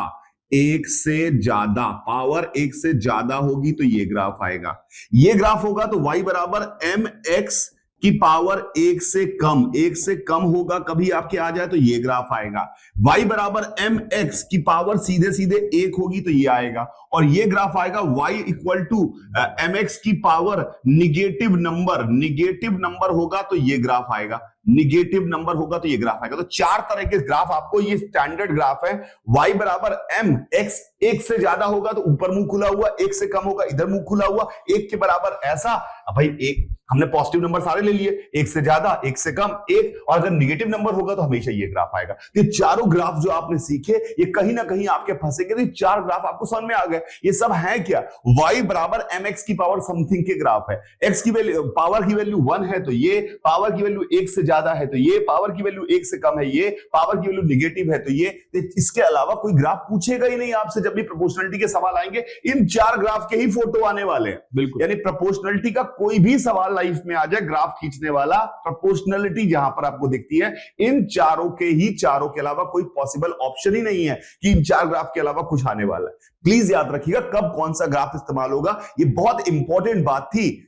मतलब मिस करती जनता, क्योंकि उनको मैथ्स ही नहीं समझ में आ रही कि कौन सा ग्राफ बनेगा। भाई अगर आपका सवाल आ गया कि y बराबर x की पावर 2/3, आपका दिमाग ही नहीं काम कर रहा है। आप सोच रहे x बढ़ा रहे हैं, y बढ़ रहा है, इसमें भी x बढ़ा रहे हैं, y बढ़ रहा है, इसमें भी x बढ़ रहा है, y बढ़ रहा है, पर आपको 2/3 के बारे में कैसे पता चलेगा कौन सा ग्राफ होने वाला है? यहाँ पर आप देखो 2/3 क्या होता है, 1 से कम, तो 1 से कम है तो ये ग्राफ हो गया। तो दिस इज हाउ, इससे हमको क्या पावर अटेन हुई कि अब साला प्रोपोर्शनलिटी का किसी चैप्टर का कोई ग्राफ आ जाए मैं खट से करूंगा, क्योंकि 4 ग्राफ के अलावा 5वां पॉसिबल ही नहीं है, 5वां graph. If there is no fifth graph, then in these 4 graphs you can do wonders. आपको पता है कि 4 ही ग्राफ बन सकते हैं, यही 4 फोटो बनने वाली है सर। अगला सवाल सर। नेक्स्ट क्वेश्चन भाई, if c is the velocity of light in free space, the correct statement about the photon among the following are। अभी तक आप देखिए पिछले साल के सवालों पे चल रहे हैं, नीट 2024, जितना अपन ने पढ़ा है 15-20 मिनट के अंदर, जितना अपन ने निचोड़ जो देखा है, क्या उससे हम ये सवाल सॉल्व कर पाएंगे? एक बार देखने की कोशिश करते हैं। The energy of photon is E equal to h nu। बिल्कुल सही बात है, अभी लिखवाई थी, बिल्कुल ये तो पहली बात है, प्रथमदर्शी है, जिसको बोलेंगे अपन। The velocity of a photon is c, ये भी बिल्कुल सही बात है। मैं 10वीं क्लास के बच्चे से पूछूंगा, वो भी बता देगा कि हाँ लाइट किससे बना है, फोटोन से बना है। लाइट किससे चलती है? सी से चलती है, स्पीड ऑफ लाइट c, तो फोटोन भी c से चलना चाहिए भाई साहब। The momentum of the photon is p is equal to h nu by c, ये भी सही है क्या सर? ये सही है। अभी जो हम बात कर रहे थे कि अगर दिशा ना मानी जाए तो सही है, दिशा नहीं ना माने जाए तो सही है, पर नीट में सर जितना भी मैंने देखा है दिशा को अपन नहीं लेते, यहाँ पे अपन जो है मैग्नीट्यूड ही लेके चलते हैं, तो उस हिसाब से ये बिल्कुल सही है। h न्यू बटे c हम इसका जो है देख लेंगे। ये बेसिकली क्या किया इन्होंने, बस फॉर्म में तो बदली है सर, बस h बटे लैम्डा जो है उसको ही अपन इन्होंने लैम्डा की वैल्यू डाल दी है। अगर किसी बच्चे को डाउट आ रहा है तो वो अपन ने ऐसे देख लिया है। In a photon electron collision both total energy and total momentum are conserved, ये भी हम देखते हैं, ये भी हम पाते हैं कि ये भी बिल्कुल सही है। जैसे सर ने कहा, आइंस्टाइन ने ये बताया कि भाई एक टाइम पे एक इलेक्ट्रॉन पे एक फोटोन ही चढ़ेगा, वही पूरी ऐसा नहीं कि वो आधा तोड़ के फोटोन दे दिया या 1/4 दे दिया, वो पूरी एनर्जी लेगा या तो नहीं लेगा, ठीक है। तो यहां पर ये भी बिल्कुल सही है, इसके अंदर अपन मोमेंटम भी कंजर्व करते हैं और अपनी एनर्जी भी कंजर्व रहती है, बिल्कुल सही बात है। ये कॉम्पटन इफेक्ट में भी देखने को मिलता है सर ऐसा। फोटोन पॉजेसेस पॉजिटिव एनर्जी, अब यहां गड़बड़ हो गई, किसी ने कभी ऐसा बात ही नहीं की कि फोटोन के पास पॉजिटिव एनर्जी है कि नेगेटिव एनर्जी है, क्योंकि भाई उसका चार्ज न्यूट्रल पार्टिकल है फोटोन, ना उसके पास नेगेटिव चार्ज है ना उसके पास पॉजिटिव चार्ज है। ये बात सरासर सर गलत हो गई। Choose the correct answer of the option given below, below नहीं है साइड में यहाँ पे, तो यहाँ ए सही है, बी सही है, सी सही है और डी सही है, तो option B is the correct answer. I hope आपकी ये बात क्लियर हो गई होगी और बहुत सारे बच्चों का सही आंसर भी आया होगा। साथ साथ सही अगर आपका पहले आ जा रहा है तो जल्दी से ऑप्शन लिखते जाइए ताकि हमें आइडिया लगता जाए किस किस को कितना कितना पहुंच पा रहा है। अगले सवाल में बढ़ते हैं सर, काफी सारे सवाल है, 17 सवाल है हमारे पास। The de Broglie wavelength associated with an electron accelerated by a potential difference of 81 volt is given by 2023 के अंदर ये आया था। अभी सर ने थोड़ी सी देर पहले हमें ये फॉर्मूला बताया है कि lambda is equal to 12.27 angstrom में लिख रहा हूं मैं, डिवाइडेड बाय रूट v, ऐसा सीधा सीधा अपन को कर देना है और अपना आंसर निकलकर आ जाएगा हमारे सामने। इसमें जैसे ये छोटी बातें हैं सर, जैसे इसमें लैम्डा इज इक्वल टू 12, जैसे कि जैसे एंगस्ट्रॉम है तो जैसे नैनोमीटर में सारे ऑप्शन दिए हैं तो आपने नैनोमीटर लिख दिया 1.227 नैनोमीटर की बात करें अपॉन रूट वी। अब यहाँ पे मैं रूट वी की वैल्यू 81 है, अब रूट वी निकालेंगे तो वो आएगा सर 3 रूट 9 आएगा। अब 9 जो आएगा इसकी वैल्यू मैं कैलकुलेट थोड़ी करूंगा, मैं कहूंगा 1.2 की वैल्यू जो, क्योंकि सारे ऑप्शन में डिजिट सेम ही है, सारे ऑप्शन में डिजिट सेम ही है, तो 1.2257 जो है वो 9 से अगर भाग देंगे तो ऑब्वियसली 0 पॉइंट समथिंग ही आने वाला है। यहाँ 9 से देंगे तो यार ये 1 से छोटा नहीं हो जाएगा? 1 से छोटा होगा तो सीधे सीधे डी ऑप्शन इसका करेक्ट आंसर हो जाएगा। क्या आपको बात समझ में आ रही है मेरे बच्चे? तो ये 1 इस तरीके से अपन सीधे 0.136 नैनोमीटर, क्योंकि नैनोमीटर में दिया है तो हम जो है 12.27 एंगस्ट्रॉम में और 1.227 नैनोमीटर में कर लेंगे। ये रटा हुआ होना चाहिए, इससे आप देखोगे पिछले 5 साल में 2 सवाल आए हैं, 2 सवाल आए, सीधा सीधा कुछ नहीं करना है। जो बच्चा रटने वाला हो तो खुश हो जाएगा सर ये देख के, पर अपन को समझते हुए चल रहा है। अगले में चलते थे, maximum kinetic energy of emitted photo electron in photo electric effect is independent of. इस पे मैं थोड़ी विस्तार से बात करना चाहूंगा सर दोनों चीजों के बारे में, इंटेंसिटी एंड फ्रीक्वेंसी। तो यहां पर मैंने कहा कि 2 चीजें होती हैं भैया, एक होती है फ्रीक्वेंसी, एक होती है इंटेंसिटी, ठीक है। अब ध्यान से देखना, फ्रीक्वेंसी जो होती है ना वो एनर्जी के प्रोपोर्शनल होती है, यानी यहां पर जो हमारी मेटल प्लेट है, जितने भी फोटोन्स आकर टकराए, इनकी अगर मैं एनर्जी बढ़ा दूंगा ना सर तो ये ज्यादा एनर्जी लेकर आएंगे, तो यहां पर हमारे जो इलेक्ट्रॉन आजाद होंगे उनके पास आजाद होने के बाद ज्यादा एनर्जी रहेगी। ज्यादा एनर्जी रहेगी। अरे मेरे लल्ले 10 जूल एनर्जी का फोटोन मैंने भेजा, उसका वर्क फंक्शन था 5 जूल, तो उसके पास काइनेटिक एनर्जी कितनी बचेगी? 5 जूल और बचेगी। काइनेटिक एनर्जी मैक्स की बात अगर मैं करूं, अगर मैंने फ्रीक्वेंसी बढ़ाई तो मैं हो गया 12 जूल, 5 जूल ही रहेगा वर्क फंक्शन। तो यहां पर बची हुई एनर्जी कहां जाएगी कि भाई इसकी काइनेटिक एनर्जी मैक्स जो है वो बढ़ जाएगी। तो फ्रीक्वेंसी जो होती है, फ्रीक्वेंसी जो होती है ये डायरेक्टली क्या बढ़ा देती है? के मैक्स बढ़ा देती है, के मैक्स बढ़ा देती है। और के मैक्स अगर बढ़ेगा तो वीएस यानी स्टॉपिंग पोटेंशियल भी बढ़ेगा। तो इस पर डिपेंड क्या क्या चीजें कर रही हैं? स्टॉपिंग पोटेंशियल डिपेंड कर रहा है, काइनेटिक एनर्जी मैक्सिमम कर रही है। क्या सैचुरेशन करंट कर रहा है कि नहीं? फ्रीक्वेंसी पे सैचुरेशन करंट डिपेंड नहीं करता। सर क्यों? क्योंकि यहां पर हम इंडिविजुअल फोटोन जो आ रहा है, जितनी फ्रीक्वेंसी उसकी एनर्जी बदल रही है, इससे नंबर ऑफ इलेक्ट्रॉन्स ज्यादा इजेक्ट नहीं हो रहे।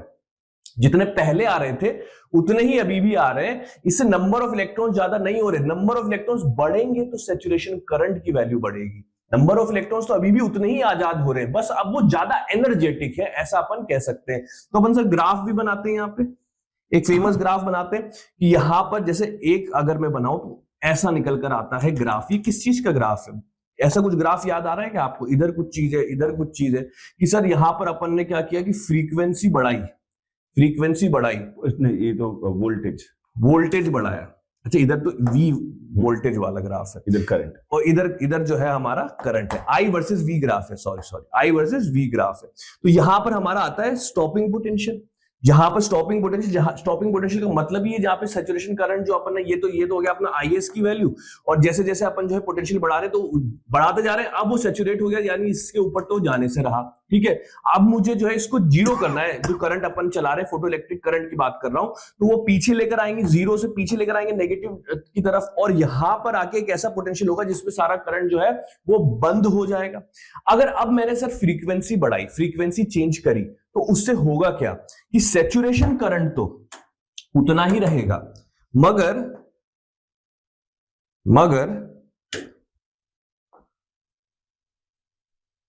ये तो उतना ही रहेगा, ये जो है हमारा बढ़ने और घटने लगेगा। तो यहां पर आप ऐसा देखोगे कि VS1, VS2, VS3 अगर मैं अलग अलग फ्रीक्वेंसीज के भेजता हूं, जितनी ज्यादा फ्रीक्वेंसी बढ़ाओगे उतना स्टॉपिंग पोटेंशियल पीछे आता चला जाएगा, जबकि सैचुरेशन करंट तो उतना ही रहेगा। यानी फ्रीक्वेंसी पर डिपेंड करती है दो चीजें, kinetic energy max and stopping potential, और इस पर जो है हमारा सैचुरेशन करंट डिपेंड नहीं करता। अब इसी चीज को अगर मैं इंटेंसिटी के रूप में देखूं तो यहां पर अब क्या होगा कि जितने फोटोन्स पहले आ रहे थे, इंटेंसिटी होता क्या है? इंटेंसिटी होता है एनर्जी पर यूनिट एरिया पर यूनिट टाइम। अब ज्यादा एनर्जी आ रही है, इसका मतलब क्या है? नंबर ऑफ फोटोन्स वो ज्यादा भेजने लगा। हमारा जो सोर्स था, हमने हो सकता है कि बल्ब के उसको पास खिसका दिया, ज्यादा इंटेंसिटी यानी ज्यादा एनर्जी पर यूनिट एरिया पर यूनिट टाइम, तो यानी नंबर ऑफ फोटोन्स ज्यादा आ रहे हैं। नंबर ऑफ फोटोन्स ज्यादा आ रहे हैं तो इलेक्ट्रॉन ज्यादा इजेक्ट हो रहे हैं। नंबर ऑफ इलेक्ट्रॉन ज्यादा इजेक्ट हो रहे हैं तो करंट ज्यादा चल रहा है। तो आईवी ग्राफ जब मैं बनाऊंगा इसके अंदर पोटेंशियल बढ़ाने वाला, तो इसके अंदर ऐसा आएगा कि स्टॉपिंग पोटेंशियल सेम है, मगर Vs जो है वो तो सिर्फ हिल सकता है फ्रीक्वेंसी बढ़ाने घटाने से, तो इसके अंदर ये सेम रह जाएगा। और यहां पर इंटेंसिटी 1, इंटेंसिटी 2, इंटेंसिटी 3 अगर ऐसे मानूं तो मैं बोल सकता हूं कि इंटेंसिटी 3 सबसे ज्यादा है, फिर इंटेंसिटी 2 है, और सबसे कम कौन सी है? इंटेंसिटी 1। ये हम पोटेंशियल बढ़ाते जा रहे हैं। आपको इतनी बात अगर समझ में आई तो बहुत ही बढ़िया, शानदार। अब आते हैं सवाल पे। पीछे क्या सवाल पूछा है? The maximum kinetic energy of the emitted photo electrons in photo electric effect is independent of, independent मतलब डिपेंड नहीं करता है। ये छोटे छोटे वर्ड जो है सिली मिस्टेक कराते हैं, आप बाद में एग्जाम निकल के गलत करके आओगे, बोलोगे सर सिली मिस्टेक हो गया। सिली मिस्टेक सिली नहीं है, यू आर सिली, जो कि ऐसी गलतियां कर रहे हो आप, तो ये नहीं करनी है अपन को। इंडिपेंडेंट जिस पर निर्भर नहीं कर सकता, तो यहां वर्क फंक्शन ऑफ मटेरियल करेगा क्या? बिल्कुल करेगा। मैंने एनर्जी दी फाई प्लस के मैक्स, भाई अगर मैं फाई कम ज्यादा करूंगा तो के मैक्स ई माइनस फाई है, तो बदलेगा। तो इस पे तो डिपेंड करता है भाई साहब। इंटेंसिटी पे के मैक्स डिपेंड करेगा क्या? नहीं करेगा, अभी बताया।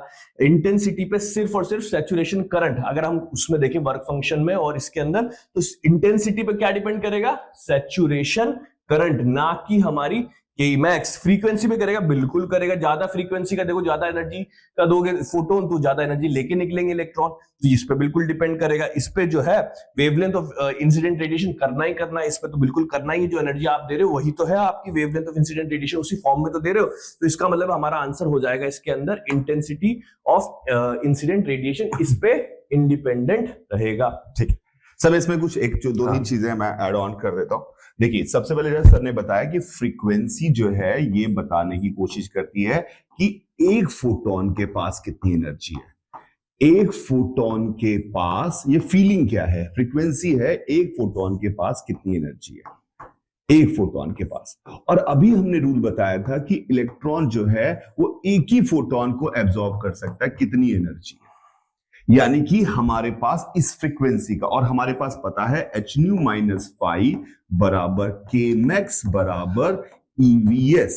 तो ये सिर्फ और सिर्फ ये दोनों चीजें सिर्फ न्यू पे डिपेंड करती हैं, इसमें इंटेंसिटी का कोई रोल नहीं है। दूसरा, इंटेंसिटी का मतलब होता है फीलिंग वाइज, अगर हम बात करें कि कितनी टोटल एनर्जी आई, कितनी टोटल एनर्जी आई, टोटल एनर्जी कितनी आ रही है, आई, टोटल एनर्जी कितनी आई, कितनी टोटल एनर्जी आई। तो कितनी टोटल एनर्जी आई जो है, तो अगर मैं मोटा मोटा बात करूं तो आई जो है वो proportional to number of photon into nu है। क्योंकि number of photon into nu क्यों कहा मैंने बेटा, क्योंकि न्यू एक फोटोन की कितनी एनर्जी है और इंटेंसिटी टोटल एनर्जी कितनी है, तो I is proportional to NP nu है। तो आई जो है एनपी न्यू है। अगर किसी सवाल में बोलता है कि मैंने इंटेंसिटी डबल कर दी तो बताओ किस पे क्या फर्क पड़ेगा, तो हम इसका मतलब समझेंगे उसने इंटेंसिटी डबल की है, फ्रीक्वेंसी को छेड़छाड़ नहीं की है। इंटेंसिटी, उसने अगर सवाल में बोला, लैंग्वेज बहुत इंपॉर्टेंट है, इफ ही सेज कि इंटेंसिटी डबल कर दी है, तो इंटेंसिटी डबल कर दी है तो फ्रीक्वेंसी में छेड़छाड़ नहीं की है, इसका मतलब ये होता है। तो अगर इंटेंसिटी डबल कर दी है तो उसका मतलब ये होगा कि फ्रीक्वेंसी सेम रही, नंबर ऑफ फोटॉन्स ज्यादा आ गए। ज्यादा फोटोन आएंगे तो ज्यादा इलेक्ट्रॉन बाहर निकलेंगे, ज्यादा इलेक्ट्रॉन बाहर निकलेंगे तो ज्यादा करंट आएगी, यानी सैचुरेशन करंट बढ़ जाएगी। सैचुरेशन करंट सिर्फ और सिर्फ इस बात पे डिपेंड करती है कि कितने फोटॉन्स आए, कितने फोटॉन्स आए, कितने फोटॉन्स आए, कितने फोटॉन्स है, ये बात समझना चाहिए। लेकिन अगर लैंग्वेज ये आ जाए कि हमने फ्रीक्वेंसी भी डबल कर दी है और इंटेंसिटी भी डबल कर दी है, अगर मान लो ये सवाल लिखा आ जाए फ्रीक्वेंसी भी डबल कर दी है, इंटेंसिटी भी डबल कर दी है, पहली बात तो इसमें अगर करंट की बात करेंगे ये भी डबल है, ये भी डबल है, तो एनपी सेम रहेगा, उस केस में आपकी सैचुरेशन करंट सेम रहेगी। तो सैचुरेशन करंट और स्टॉपिंग पोटेंशियल दो पैरामीटर हैं, के max saturation current, stopping potential.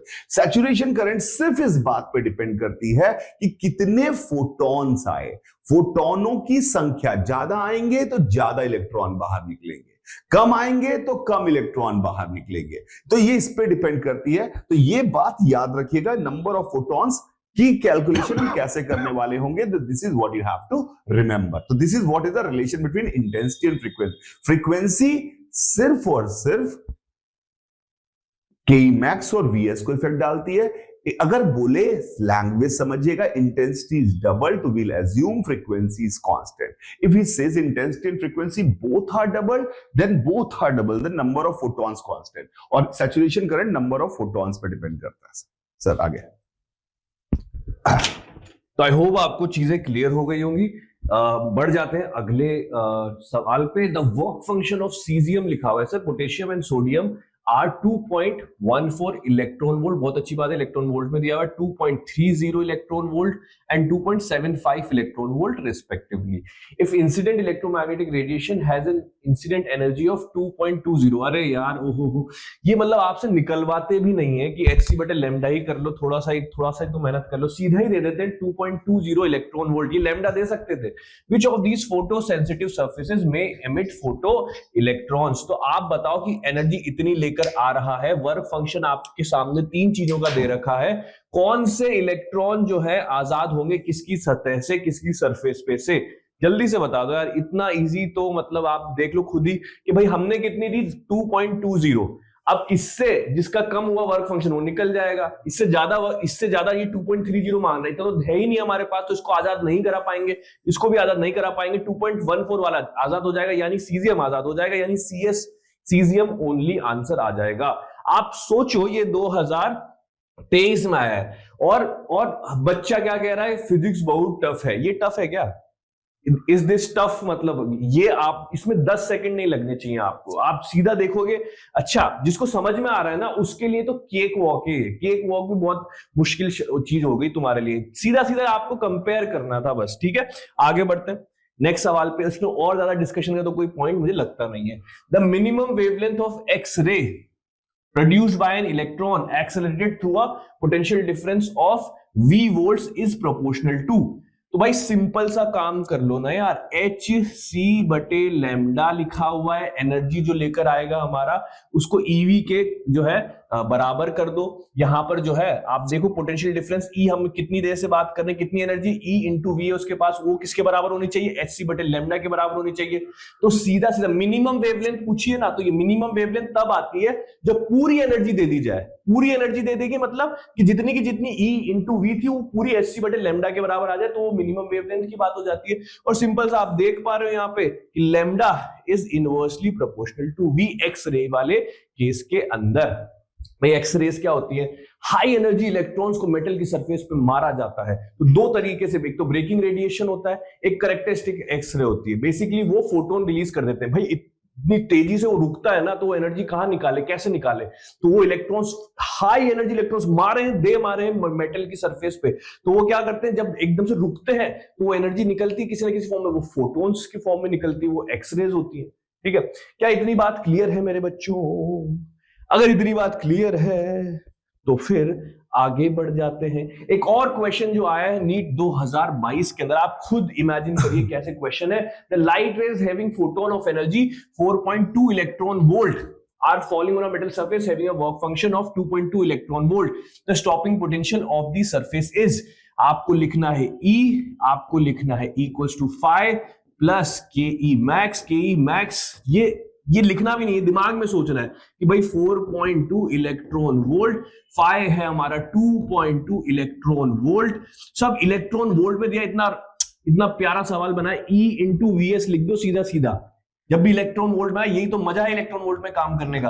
अब सीधा सीधा आप इसको इधर फेंक दो, ये आ जाएगा 2, 4.2 माइनस 2.2 आपको पता है 2 electron volt is equal to EVS।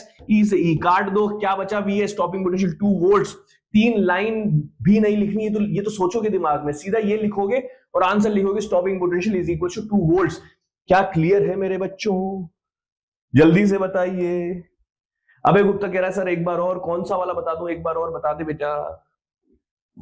ये वाला है, minimum wavelength of X ray produced by an electron accelerated through a potential difference of V volts is proportional to, ऐसा पूछा गया है मेरे बच्चा। तो यहां पर बोला है मिनिमम वेवलेंथ। मिनिमम वेवलेंथ का मतलब क्या है कि इलेक्ट्रॉन जब आएगा यहां पर, तो यहां मेटल की सरफेस टकराएगा तो यहां से एक्स रेज निकालेगा। क्या निकालेगा? X raise. मिनिमम वेवलेंथ का मतलब है, मिनिमम वेवलेंथ का मतलब है सारी की सारी एनर्जी मिल जाए उसे। तो कितनी एनर्जी लेके आ रहा है? hc/λ इक्वल टू करोगे E इंटू वी, इतनी एनर्जी वो लेकर आ रहा है। तो E इंटू वी जब इसमें करोगे तो सिंपल आप देखोगे लैम्डा मिनिमम और V इधर है, तो ये कैसा है, लैम्डा किसके प्रोपोर्शनल है? 1/v के प्रोपोर्शनल है। पिछले वाला क्वेश्चन, अद्रिद्युति हो गया? अद्रिद्युति अरे बता दो यार। जब भी एक्सरे के अंदर लैम्डा मिनिमम पूछा जाए, आप देखो इलेक्ट्रॉन के पास कितनी energy, E into V. Maximum नहीं, मिनिमम पूछेंगे हमेशा। मिनिमम में क्या होता है? hc/λ minimum equals to E into V करना है। लैम्डा जो है प्रोपोर्शनलिटी इस तरीके से आ जाएगी। ये भी हमारा हो चुका है। अगले सवाल पे आ जाइए। The threshold frequency of photoelectric metal is mu naught, V not लिखा हुआ है। If light of frequency 4V not is incident on this metal, then the maximum kinetic energy of emitted electrons will be। बताइए भाई, बताइए भाई। थोड़ा सा मेरी भी हेल्प करिए, मुझे दिखना चाहिए कि कुछ बच्चे सवाल सॉल्व कर रहे हैं या नहीं कर रहे हैं, ताकि मैं जो है बढ़िया से इसका सॉल्यूशन बताऊं। क्या अब आप इस क्वेश्चन को पढ़ने में क्या आपको डर लग रहा है? अगर नहीं लग रहा है तो जल्दी से आंसर बताइए, फिर अपन इसको सॉल्व करेंगे। बहुत बढ़िया अदिति, बहुत बढ़िया सिमरन, वेरी गुड। उद्देशिका वेरी नाइस। तो देखो threshold frequency of photo electric metal V not लिख दिया अपन ने। इफ लाइट ऑफ फ्रीक्वेंसी, तो हमने कहा कि कितनी फ्रीक्वेंसी, तो h into 4 mu naught equals to E लिखना है ना अपन के दिमाग में। ये जो मैं लिख रहा हूं ये लिखना नहीं है, दिमाग में जो है सोचना है। Is incident on the metal then the maximum kinetic. देखो कितना आसान है यार, कितना आसान है। यहाँ पर आपको जो है थ्रेशोल्ड फ्रीक्वेंसी दे रखी है, तो आप इसको क्या कर दोगे, E म्यू नॉट ऐसे लिख दोगे क्या, h म्यू नॉट, हाँ h न्यू नॉट लिख दोगे, प्लस हमारा k मैक्स, और यहां पर तो हमसे क्या पूछा गया है, k मैक्स ही पूछा है, तो ये इधर जाएगा तो ये हो जाएगा 3h new not, 3h new not. Very good, option D बहुत सारे लोगों का है, बहुत ही मजा आ गया। नेक्स्ट क्वेश्चन पे आइए। When two monochromatic lights of frequency V and V/2 are incident on a photoelectric metal, their stopping potential becomes Vs/2 and Vs respectively. The threshold frequency of this metal is, यह है NEET 2022 का सवाल। इस सवाल में एक गलती है, उस गलती पे भी चर्चा करेंगे। पहले क्वेश्चन जो है सॉल्व करने की कोशिश करते हैं। तो आप जैसे ही सवाल पढ़ेंगे, दो इक्वेशन तो आप खट से लिख लेंगे। कौन कौन सी, वही अपना जो फॉर्मूला है, बार बार वही अपन दोहरा रहे हैं। टू मोनोक्रोमेटिक लाइट्स है, मोनोक्रोमेटिक लाइट्स मतलब समझते हो ना, जिसका लैम्डा फिक्स होता है, frequency of nu and nu by two. तो एक तो है h nu is equals to, हमने वर्क फंक्शन लिखा फाई, और यहां पर इसका स्टॉपिंग पोटेंशियल आ रहा है प्लस EVS/2। पहली इक्वेशन तो ये लिख ली अपन ने, क्योंकि दो मोनोक्रोमेटिक लाइट्स के लिए लिखनी है। दूसरा है h nu by 2 phi plus, यहां आ जाएगा रिस्पेक्टिवली लिखा हुआ है, तो न्यू बाई 2 के लिए EVS। जैसे मैंने ये लिखा ना, ये मेरे दिमाग में खराब हो गया काम कि भाई ये क्वेश्चन गलत आया है। ये क्वेश्चन ही गलत था जब ये पूछा गया था।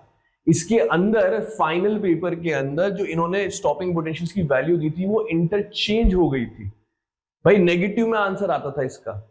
यहां पर जो है इक्वेशंस जो है थोड़ी गलत है, हालांकि फिर भी हम इन दोनों इक्वेशंस को सॉल्व करेंगे और EVS की यहां से वैल्यू उठा के इस इक्वेशन में रख देंगे, तो हमारा आंसर 3/2V आ जाएगा।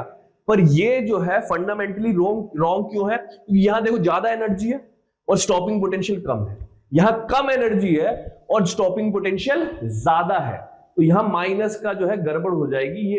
ये फाइनल पेपर में भी बिल्कुल ऐसा ही सवाल आया था। आपको जो है ध्यान रखना है इसके अंदर, आपको क्या करना है, इस इक्वेशन से या इस इक्वेशन से वैल्यू इसमें डाल दो और थ्रेशोल्ड फ्रीक्वेंसी फाई को आप लिख दोगे क्या, थ्रेशोल्ड फ्रीक्वेंसी इस तरीके से लिख दोगे और आंसर निकाल दोगे और वो आ जाएगा 3/2V।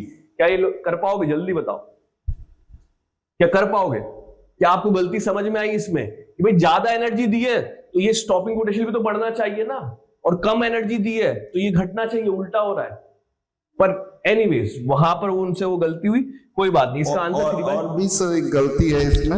हाँ, क्योंकि सर अगर हमने फ्रीक्वेंसी को मान लीजिए डबल किया है, फ्रीक्वेंसी को डबल किया है, अगर न्यू बाई 2 पहले अगर उल्टा भी लिखा होता, हाँ, तो फ्रीक्वेंसी को डबल किया है तो स्टॉपिंग पोटेंशियल डबल नहीं होना चाहिए, डबल से ज्यादा होना तो चाहिए। ये तो इसमें तो कोई आंसर कर ही नहीं पाएंगे।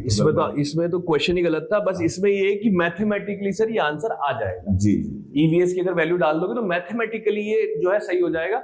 बाकी है ये गलत ही सवाल, इसकी वैल्यू जो है आप करे दो सर एक ही बार। ले मेरे बच्चे, यहां पर क्या है, h न्यू बाई 2 है इक्वल्स टू फाई को मैं लिख लेता हूं HVS प्लस EVS। तो यहां से मैं EVS की वैल्यू डाल देता हूं, वो कितनी आ जाएगी, वो आ जाएगी 2h new minus 2h new आ जाएगी माइनस 2 फाई, इस तरीके से आ जाएगी। फाई की वैल्यू डाल देना कितनी, HVS ये डाल देना। अब इसको सॉल्व कर दे यार, सब तरफ से काट दे और न्यू की वैल्यू निकाल ले, बढ़िया से तेरा आ जाएगा। ठीक है, एक इक्वेशन और सॉल्व करनी है। Moving on to the next question. The number of photons per second on an average emitted by the source of monochromatic light of wavelength 600 nanometer when it delivers the power of 3.3 into 10 to the power minus 3 watt will be. जब भी इस वाले chapter में, इस वाले zone में what या joule आए एनर्जी की यूनिट, तो आपके कान थोड़े से खड़े हो जाने चाहिए, क्योंकि जो आप इलेक्ट्रॉन वोल्ट में करते आ रहे हो वैसा का वैसा काम यहां पर नहीं कर सकते। जो फॉर्मूले हमने डिराइव किए इलेक्ट्रॉन वोल्ट के लिए वो हम यहां पर नहीं लिख सकते। तो बेसिक काम करने की इसमें कोशिश करते हैं। क्या करते हैं कि नंबर ऑफ फोटोन्स पर second on an average emitted by the source. एक हमने लाइट का सोर्स लगाया हुआ है, वो कुछ एनर्जी निकाल रहा है, और वो कुछ मैं मान लेता हूं कि वो नंबर ऑफ फोटोन्स कितने निकाल रहा है, n निकाल रहा है, और ये भी नंबर ऑफ फोटोन्स पर यूनिट टाइम ले रहा हूं मैं, सीधा सीधा नंबर ऑफ फोटोन्स पर यूनिट टाइम। अब आप ध्यान से सोचना कि पावर होता क्या है। सर पावर होता है एनर्जी पर यूनिट टाइम होता है, यानी कि अगर एक के पास h न्यू एक के पास एनर्जी है तो n नंबर ऑफ फोटोन जो है, capital N total number of photons divided by जितने टाइम में डाले, तो उनकी वैल्यू ये होनी चाहिए। और ये n बाई टी जो है, इनको मैं NH न्यू लिख सकता हूं सर, बिल्कुल लिख सकता हूं। तो NH न्यू हो गया हमारी, ये क्या हो गई हमारी पावर हो गई। अब यहां पर क्या क्या लिखा हुआ है देखो, when it delivers the power, ये हमें निकालना क्या है, द नंबर ऑफ फोटोन्स पर second on an average emitted by the source निकालने। तो हमें n की वैल्यू निकालनी, तो n को मैं क्या लिख सकता हूं, P बटे h न्यू। ध्यान रहे वॉट लिखा हुआ है, वॉट का मतलब क्या होता है आपको सबको पता है, जूल पर सेकंड होता है, वर्क डन पर यूनिट टाइम, एनर्जी पर यूनिट टाइम, इसी को तो अपन कहते हैं। तो यहां पर P कितना है सर, P कितना है 3 किधर गया, when it delivers the power 3.3 into 10 to the power minus 3। P तो ये हो गया हमारा। इसके बाद हमने कहा कि h न्यू, तो इसको अपन लिखते हैं hc बटे लैम्डा, ऐसा। तो लैम्डा की वैल्यू दे रखी है यहाँ पे, कितनी दे रखी है एक बार देख लेते हैं, 600 नैनोमीटर, तो 600 10 to the power minus 9, 6.6 into 10 to the power minus 34 joule second में दे रखी, बिल्कुल ऐसा यूनिट में रखना है सारा काम। और C दे रखा है 3 into 10 to the power 8। इसको अपन को सॉल्व करना है, तो 3.36, ये तो हाफ से ऐसे कट गया, यहाँ पर 2 into 3 6 हो गया, इसको भी मैं 100 लिख लूं। बस अब अपन को क्या करना है, पावर सॉल्व करनी है, 10 to the power minus 3, 10 to the power minus 9, 10 to the power minus 12 हो जाएगा, ये 100 तो 10 to the power minus, यहाँ पर आ जाएगा 10 डिवाइडेड बाई, यहाँ पर हो जाएगा 10 to the power minus 26, ऐसा हो जाएगा, ये ऊपर जाएगा तो ये हो जाएगा 10 to the power 16, 10 to the power 16 यानी ऑप्शन डी। ये तो आपको करना पड़ेगा जितना अपन ने यहां पर लिखा है। आई होप सबका क्लियर हो गया होगा ये पार्ट, ठीक है बच्चों। लेकिन आप लोग देखिए सर अभी एक्सप्लेन करके पूरा लिख रहे हैं, पर अगर आप पेपर में काम कर रहे हैं तो थोड़ा दिमाग तेज चलते रहना चाहिए आपका। आपको सीधे सीधे जैसे पावर का यहाँ नंबर ऑफ फोटोन्स, आपको पता है कि एनर्जी का मतलब होता है पर यूनिट सेकंड में, तो जैसे ही आपको लिखा आपको इमीडिएटली पहली लाइन ही NSC by lambda is equal to power लिख देनी चाहिए। NSC by lambda equal to power, सबने पूरा समझाया इसलिए आपने यहाँ पे किया, लेकिन आपका दिमाग अगर आप इतना समझ नहीं पाएंगे, एक फोटोन की एनर्जी SC बाई लैम्डा है, n फोटोन पर सेकंड निकल रहा है, तो कितनी एनर्जी पर सेकंड निकलेगी, NSC बाई लैम्डा। तो NSC by lambda is equal to P। तो सबसे पहले देखते ही हम सुना लैम्डा दिया है, तो सब कुछ एनर्जी को लैम्डा के फॉर्म में NSC by lambda equal to P लिखेंगे, we can get the answer. तो प्लीज इन बातों को ध्यान रखिए। एंड आप ये मुझे बता, एक और भी चीज है जो हम चाहते हैं कि आप जाने, देखिए हम इस पूरे सेशन में प्रॉब्लम सॉल्विंग पे ही पूरा फोकस करने वाले हैं। अगर आप यहां पर सवाल सॉल्व कर रहे हैं, आपको लग रहा है कि हम फास्ट जा रहे हैं, क्योंकि अभी हम दोनों को एक दूसरे के साथ सिंक्रोनाइज होना भी बहुत जरूरी है।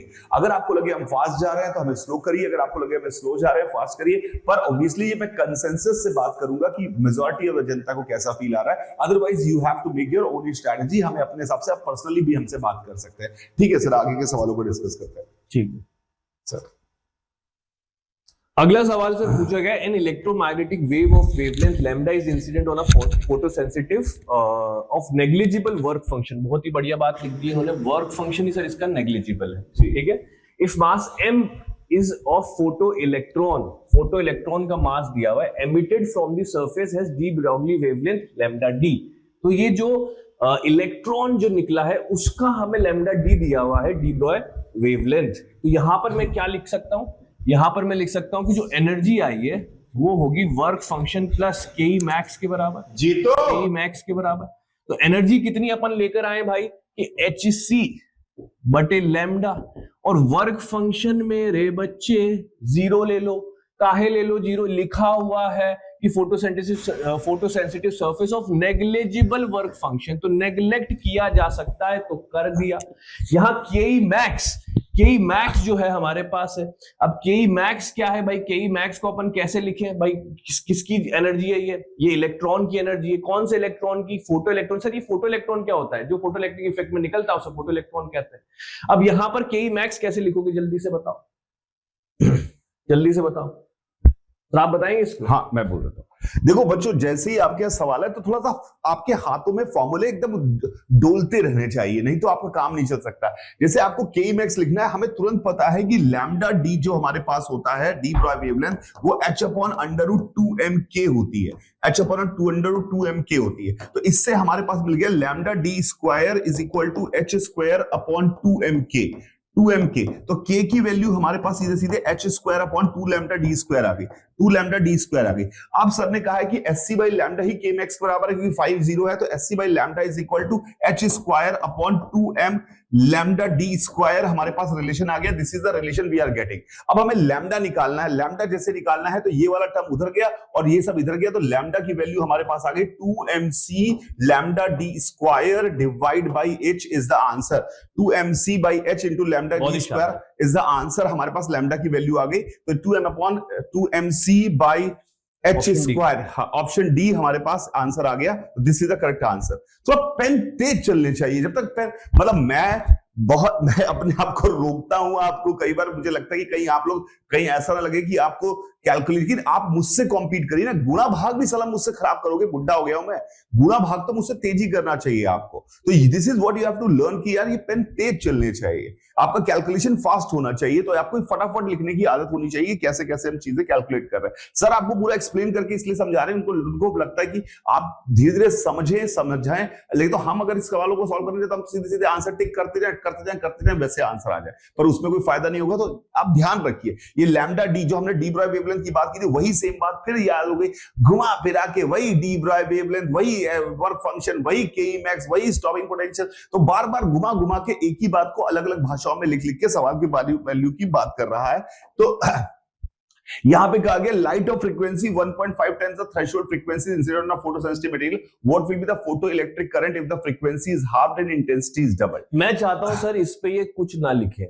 हाँ सर, एक्चुअली इसने बोला what will be the photoelectric current if frequency is हाल्व्ड।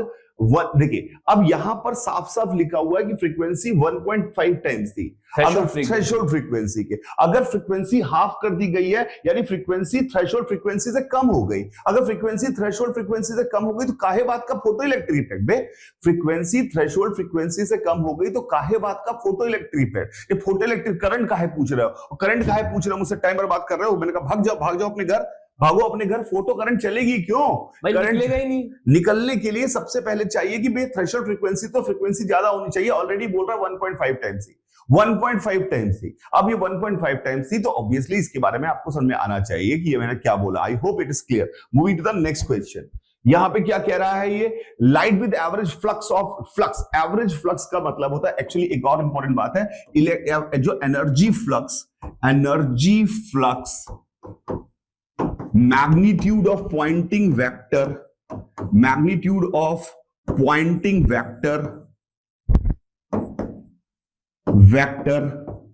और इंटेंसिटी, ये सब एक ही चीज के नाम हैं। Energy flux is the name of intensity, magnitude of Poynting vector और इंटेंसिटी सब एक ही चीज के नाम है। It is how much energy is falling per unit time per unit area, total energy coming per unit time per unit area, and it is already given 12 watt 20 watt per centimeter square on a non-reflecting surface and normal incident heavy surface energy non-reflecting surface during the time spent of 1 minute. तो time spent of 1 minute पे हमें बात करनी है, तो simple बात कर रहे हैं। इतनी एनर्जी, ये तो एकदम घटिया सवाल है।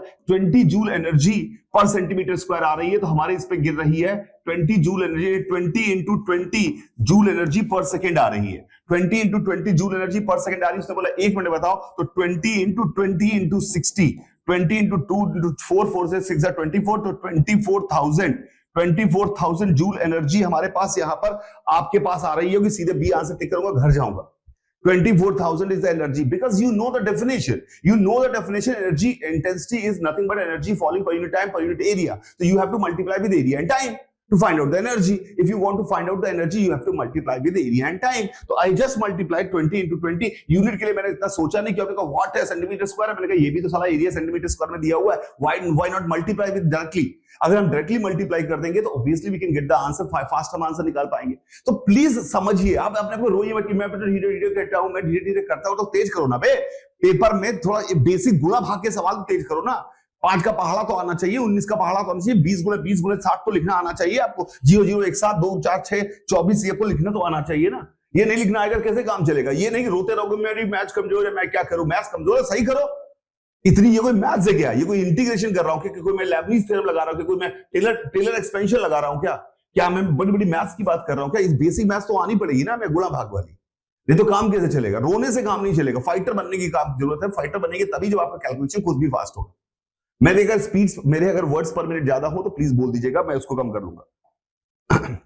अगला सवाल क्या है? An electron is reflected from rest through a potential difference of V volt. If d Broglie wavelength of the electron is this much, the potential difference. मैं तो करूंगा ही नहीं सवाल को, मैं तो करूंगा ही नहीं सवाल को। साफ साफ बोला है कि आपको बताया गया है कि अगर नैनोमीटर में हमारे पास वेवलेंथ दे रखी है 1.227 into 10 to the power minus 2 दे रखी है, तो हमें यह भी पता है कि it is nothing but 1.227 upon under root V. तो अंडर रूट वी की वैल्यू ही 10 to the power minus 2 दे रखी है, वी की वैल्यू हमारे पास 10 to the power 4 आ जाएगी। सीधे आंसर घर जाऊंगा। v की वैल्यू 10 to the power 4 हो गई, अंडर रूट v की value 10 to the power minus 2 है। 1 upon under v की वैल्यू, तो 1 upon under v 10 to the power minus 2 है। तो ये बच्चे 100 तो लिखा है गरीब, ये लिखा 100 ही तो है। तो रूट v बराबर 100 लिखा हुआ है, तो रूट v बराबर 100 लिखा हुआ है, तो v की वैल्यू निकालना कोई मैथ्स का काम है क्या? एकदम आसानी से सॉल्व कर सकते हैं। बिल्कुल।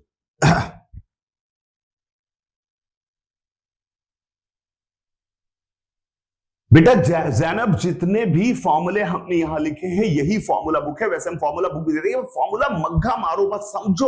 1 मिनट देखकर इस पीडीएफ को जब आपके साथ शेयर की जाएगी, इस पीडीएफ को देखना कि अच्छा ये बात याद रखूंगी, ये बात याद रखूंगी। और मैंने कहा है ना, एक 100 पेज की कॉपी बनानी। इसका आज की क्लास का जितनी बात है सब 1 पेज में लिखी जा सकती है। You just have to write that thing in 1 page. हर एक बात जो सिखाई गई है उसको 1 पेज में लिखा जा सकता है। तो ये हमने, और इसके अलावा इसमें हमें जो बात कर रहे हैं ये हमने फोर्स और रेडिएशन प्रेशर की बात। हाँ, फोर्स और रेडिएशन प्रेशर एक इंपॉर्टेंट चीज है जिसके बारे में मैं बात कर देता हूं। सिंपल सी बात याद रखिएगा, सिंपल सी एक बात याद रखिएगा कि फोर्स जब भी कभी पूछा जाएगा, फोर्स जब भी कभी पूछा जाएगा और आपके सामने सवाल आ रहे होंगे पार्टिकल टकराएं, पार्टिकल टकराएं, अगर आपके सवालों में आ जाए पार्टिकल टकरा रहे हैं या फिर फोटोन टकराएं, फोटोन टकराएं या कोई भी चीज टकराएं पर सेकंड आके, तो आप ये बस रखिएगा, आप फोर्स का मतलब होता है 1 सेकंड में चेंज इन मोमेंटम। 1 सेकंड में, हिंदी समझ में आती है ना मैं गरीबों?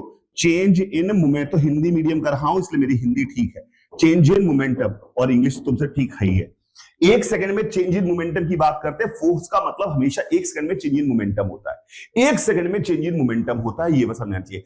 अगर मान लो हमें वो बोल रहा है n particles with momentum p are collide कर रहे हैं, तो इसका मतलब है हमेशा लिखिए 1 सेकंड में, हमेशा आदत डालिए, आने वाला मोमेंटम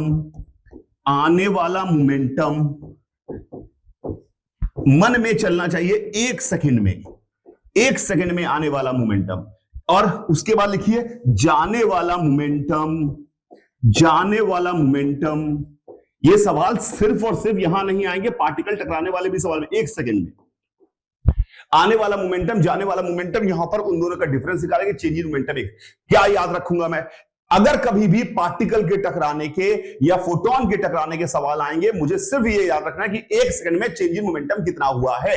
एक सेकंड में चेंज इन मोमेंटम कितना हुआ है। हमेशा याद रखिए कि अननोन, जैसे कभी कोई पूछे एवरेज फोर्स निकालिए, चार्ज पार्टिकल मैग्नेटिक फील्ड में घूम रहा है, तो आपको देखना है एक सेकंड में चेंज इन मोमेंटम कितना हुआ है। Change in momentum upon time, जो रियल फोर्सेस हैं वो तो है ही है। जब कोई रैंडम फोर्सेस की बात कर रहा है जिसकी वैल्यू फॉर्मूला हमें नहीं पता है, वो चक्रा टक्कू टक्कर वार के फोर्स लगा रहा है, तो कैसे निकालेंगे? हमेशा एक सेकंड में आने वाला मोमेंटम। जैसे मैं अगर यहां पर बात करूं, यहां पर बोल रहा है कि यहां पर इस जगह पर यहां पर एक प्रोटॉन बीम गिर रही है, प्रोटॉन बीम गिर रही है। मैं एक प्रोटॉन बीम है, प्रोटॉन बीम गिर रही है, प्रोटॉन बीम गिर रही है। ये प्रोटॉन बीम इस पे ऐसे गिर रही है, और ये जो सरफेस है ये अर्थ की हुई है। मैं आपको समझा रहा हूं क्योंकि एक कहानी बेसिक परिभाषा के पास है, ये अर्थ की गई है। उसने कहा प्रोटॉन का मास m है, चार्ज E है, ये हमको दिया हुआ है। वो कह रहा है कि यहां पर एमीटर में करंट आई है, एमीटर में करंट आई है, करंट की वैल्यू दे रखी है आई है। कह रहा फोर्स ऑन प्लेट बताओ, फोर्स ऑन प्लेट बताओ। ये पहला सवाल है जो बहुत इंपॉर्टेंट है, हमें सिर्फ परिभाषाएं समझनी है। एमीटर में करंट आई है, करंट की परिभाषा क्या होती है? एक सेकंड में आने वाला चार्ज, एक सेकंड में आने वाला चार्ज। तो एक सेकंड में आने वाला चार्ज हमें चाहिए एक सेकंड में, और फोर्स की परिभाषा क्या होती है? एक सेकंड में चेंज इन मोमेंटम। तो मेरे चेंज इन मोमेंटम कैसे सोचता हूं? आने वाला मोमेंटम और जाने वाला मोमेंटम। ये पूरे की प्रोटॉन बीम जो है वो v स्पीड से नीचे की तरफ, यहां पर नीचे की तरफ आ रही है, ये दिया हुआ है। तो मैंने क्या कहा? मैंने कहा माना n प्रोटॉन्स यहां पर इससे टकरा रहे हैं, n प्रोटॉन्स यहां पर इससे पर सेकंड टकरा रहे हैं। कुछ तो हमारा पर सेकंड कर रहा है, तो जितने ज्यादा प्रोटॉन टकराएंगे उतना बढ़िया। तो n प्रोटॉन्स पर सेकंड टकरा रहे हैं, तो मैंने कहा I is nothing but NE, I is nothing but NE। पर n तो दिया नहीं है सर। अबे रुक तो जा, n पूछा भी नहीं है, फोर्स पूछा है। तो फोर्स क्या होगा? मैंने कहा आने वाला मोमेंटम, हर फोटोन का मोमेंटम है mv, एक सेकंड में n प्रोटॉन्स आ रहे हैं, तो आने वाला मोमेंटम pi बराबर nmv, और जाने वाला मोमेंटम 0, क्योंकि चिपक गया इसी में, बाहर नहीं जा रहा, लौट के नहीं जा रहा है। तो चेंज इन मोमेंटम पर second is nothing but force. तो फोर्स की वैल्यू आ गई nmv, फोर्स की वैल्यू nmv, और mv की वैल्यू तो हमें पता है, n नहीं पता है। n यहां से लिख लो I बाई E। तो ये बहुत बढ़िया सवाल है, ये बहुत बढ़िया सवाल है, पर ये एक एक करके पूछा जा सकता है। हो सकता है पूछे कि प्रोटॉन बीम आ रही है v स्पीड से, बताओ करंट कितनी होगी, ये पूछा जा सकता है। लेकिन परिभाषा एकदम सेम है। सिमिलरली फोटॉन्स भी जब गिरते हैं तो उनके पास भी तो भैया मोमेंटम होता है, और उसका मोमेंटम हमने रटा हुआ है कि उनके पास मोमेंटम जो होता है वो होता है आपका h बाई लैम्डा के बराबर। तो बहुत ध्यान से समझिएगा, अगर मान लो यहां फोटॉन गिर रहे हैं, खूब सारे फोटॉन गिर रहे हैं, ये फोटॉन गिरे जा रहे हैं, और मान लो यहां पर सरफेस है, ये प्लेट है जिसका एरिया A है, एक ऐसी प्लेट है जिसका एरिया थीटा एंगल पर एरिया A है, ये हमारे पास स्फीयर हेमिस्फीयर है जिसकी रेडियस R है, ये हमारे पास सिलेंडर है जिसकी रेडियस R और इसकी हाइट h है, इसकी हाइट h है। और वो बोल रहा है कि I इंटेंसिटी और न्यू फ्रीक्वेंसी के फोटॉन्स गिर रहे हैं। वो पूछेगा सब एब्जॉर्ब कर रही हैं, सब पे फोर्स निकालो। सब एब्जॉर्ब कर रही हैं, इसका मतलब है जाने वाला मोमेंटम सब केस में 0 है, सिर्फ हमें आने वाला मोमेंटम चाहिए। आने वाला मोमेंटम हम कैसे निकालेंगे? आने वाला मोमेंटम हम निकालेंगे कि भैया हमारे पास एक फोटॉन के पास मोमेंटम होता है h बाई लैम्डा, और अगर नंबर ऑफ फोटॉन्स n आ रहे हैं तो n h बाई लैम्डा हो गया पर सेकेंड आने वाला मोमेंटम। और हमें पता है कि I होता है पर सेकेंड आने वाली पर यूनिट एरिया पे एनर्जी। तो I जब हमारे पास बात करें तो इसका मतलब है एक फोटॉन की एनर्जी अगर हमारे पास SC बाई लैम्डा होती है, SC बाई लैम्डा होती है, तो अगर n फोटॉन्स पर सेकेंड आ रहे हैं तो n SC बाई लैम्डा जो हो गया, पर सेकेंड आ रहे हैं, यहां पे गिर रहे हैं, पर n हमने माना है number of photons per unit time per unit area कितने गिर रहे हैं, number of photons per unit time per unit area कितने गिर रहे हैं। तो n h बाई लैम्डा ये हमारे पास आ गया। ये हमने n क्या माना, भूल ना जाओ, n माना है मेरे बेटा नंबर ऑफ फोटॉन्स। एक बार डिराइव कर रहा हूं, बाद में तो फॉर्मूला याद कर लेंगे। Number of photons per unit time per unit area मैंने मान लिया। This is what I have assumed. तो अगर नंबर ऑफ फोटॉन्स n आ रहे हैं तो इस प्लेट पर यहां पर तो एक फोटॉन का मोमेंटम होता है h by lambda, h by lambda. मेरी बात समझनी करिएगा। और एक फोटॉन की एनर्जी, अगर एनर्जी की बात की जाए तो वो होती है SC बाई लैम्डा, यानी एक फोटोन का मोमेंटम को हम लिख सकते हैं E/c के बराबर। एक फोटोन के मोमेंटम को E/c के बराबर कर सकते हैं। अब ये I इंटेंसिटी आ रही है, तो इस पर कितनी एनर्जी गिर रही होगी? इस पे एनर्जी गिर रही होगी IA। इस पे कितनी गिर रही होगी? IA cos theta. क्यों? क्योंकि भैया इस पे जो गिर रही होगी वही इस पे गिर रही होगी, IA cos थीटा। इस पे कितनी गिर रही होगी? जो इस डिस्क पे गिर रही होगी, I pi r square. I hope you can see. इस पे कितनी गिर रही होगी? इसके सामने जो रेक्टेंगल होगा, आपको पता है ना, अगर आप फोटो आंख बंद करके सोचो, सिलेंडर के ऊपर से लाइट मारो तो एक रेक्टेंगल का बेस बनता है, तो रेक्टेंगल होगा जिसकी एनर्जी होगी H इंटू 2R, जिसका एरिया होगा H इंटू 2R, तो I into H into 2R आ गया। ये हमारे पास एनर्जी आ रही है पर सेकेंड, तो मोमेंटम कितना आ रहा होगा? By C। तो आपको सिर्फ आने वाले मोमेंटम की परिभाषा याद रखनी है, that is I area projected divided by C. This is momentum coming per unit time. If intensity is constant, this is momentum coming per unit time. IA projected by C.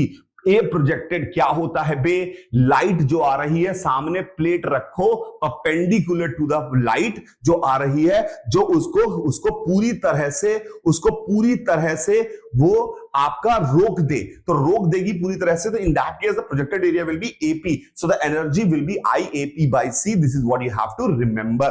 I hope it is come clear. और अगर ये reflecting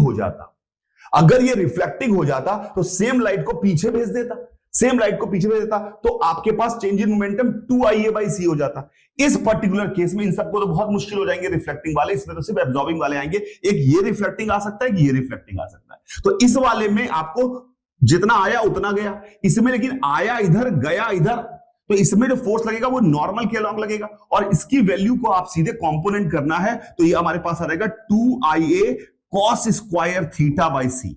2IA cos square theta by C, ये overall answer आ जाएगा इसका, 2IA cos square theta by C। तो this is what you have to remember. और बाकी सारे केसेस में एब्जॉर्बिंग वाला ही आएगा, इसलिए उनके लिए कैलकुलेशन में बहुत जरूरत नहीं है, क्योंकि इनका रिफ्लेक्टिंग वाला तो जे एडवांस में वाट लगा देगा। अगर रिफ्लेक्टिंग का सवाल आएगा, इसका रिफ्लेक्टिंग का सवाल आएगा, तो वो जे एडवांस में वाट लगा देगा, तो उसमें बहुत कैलकुलेशन है, इंटीग्रेशन करना पड़ेगा। ये फालतू सवाल क्यों पूछेगा भाई?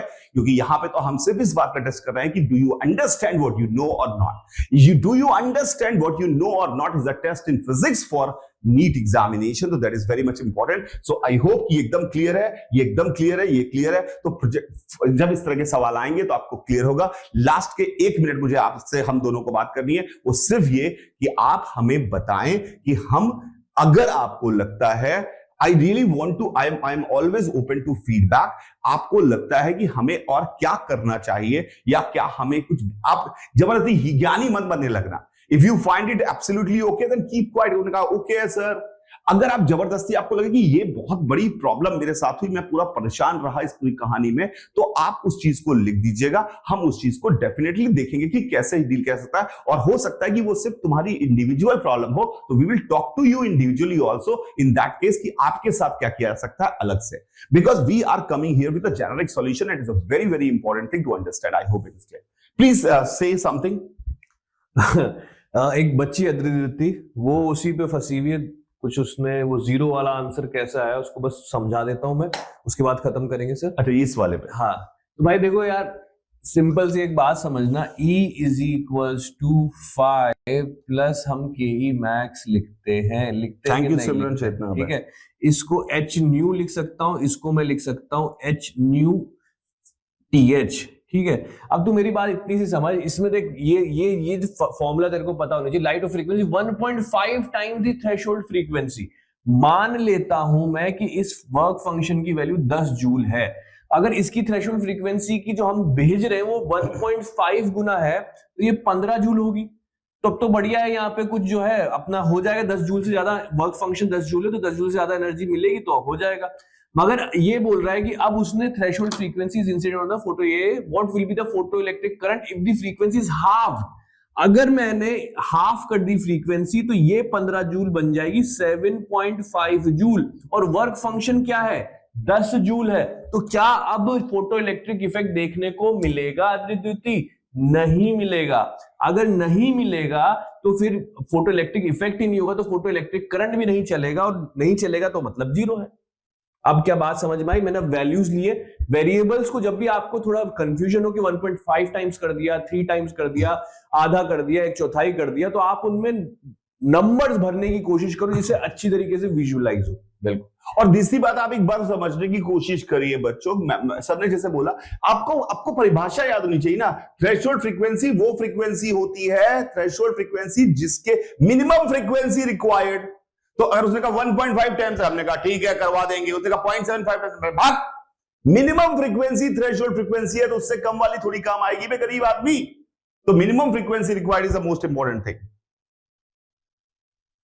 Thank you Aditi, thank you Chetna, thank you Harmanpreet.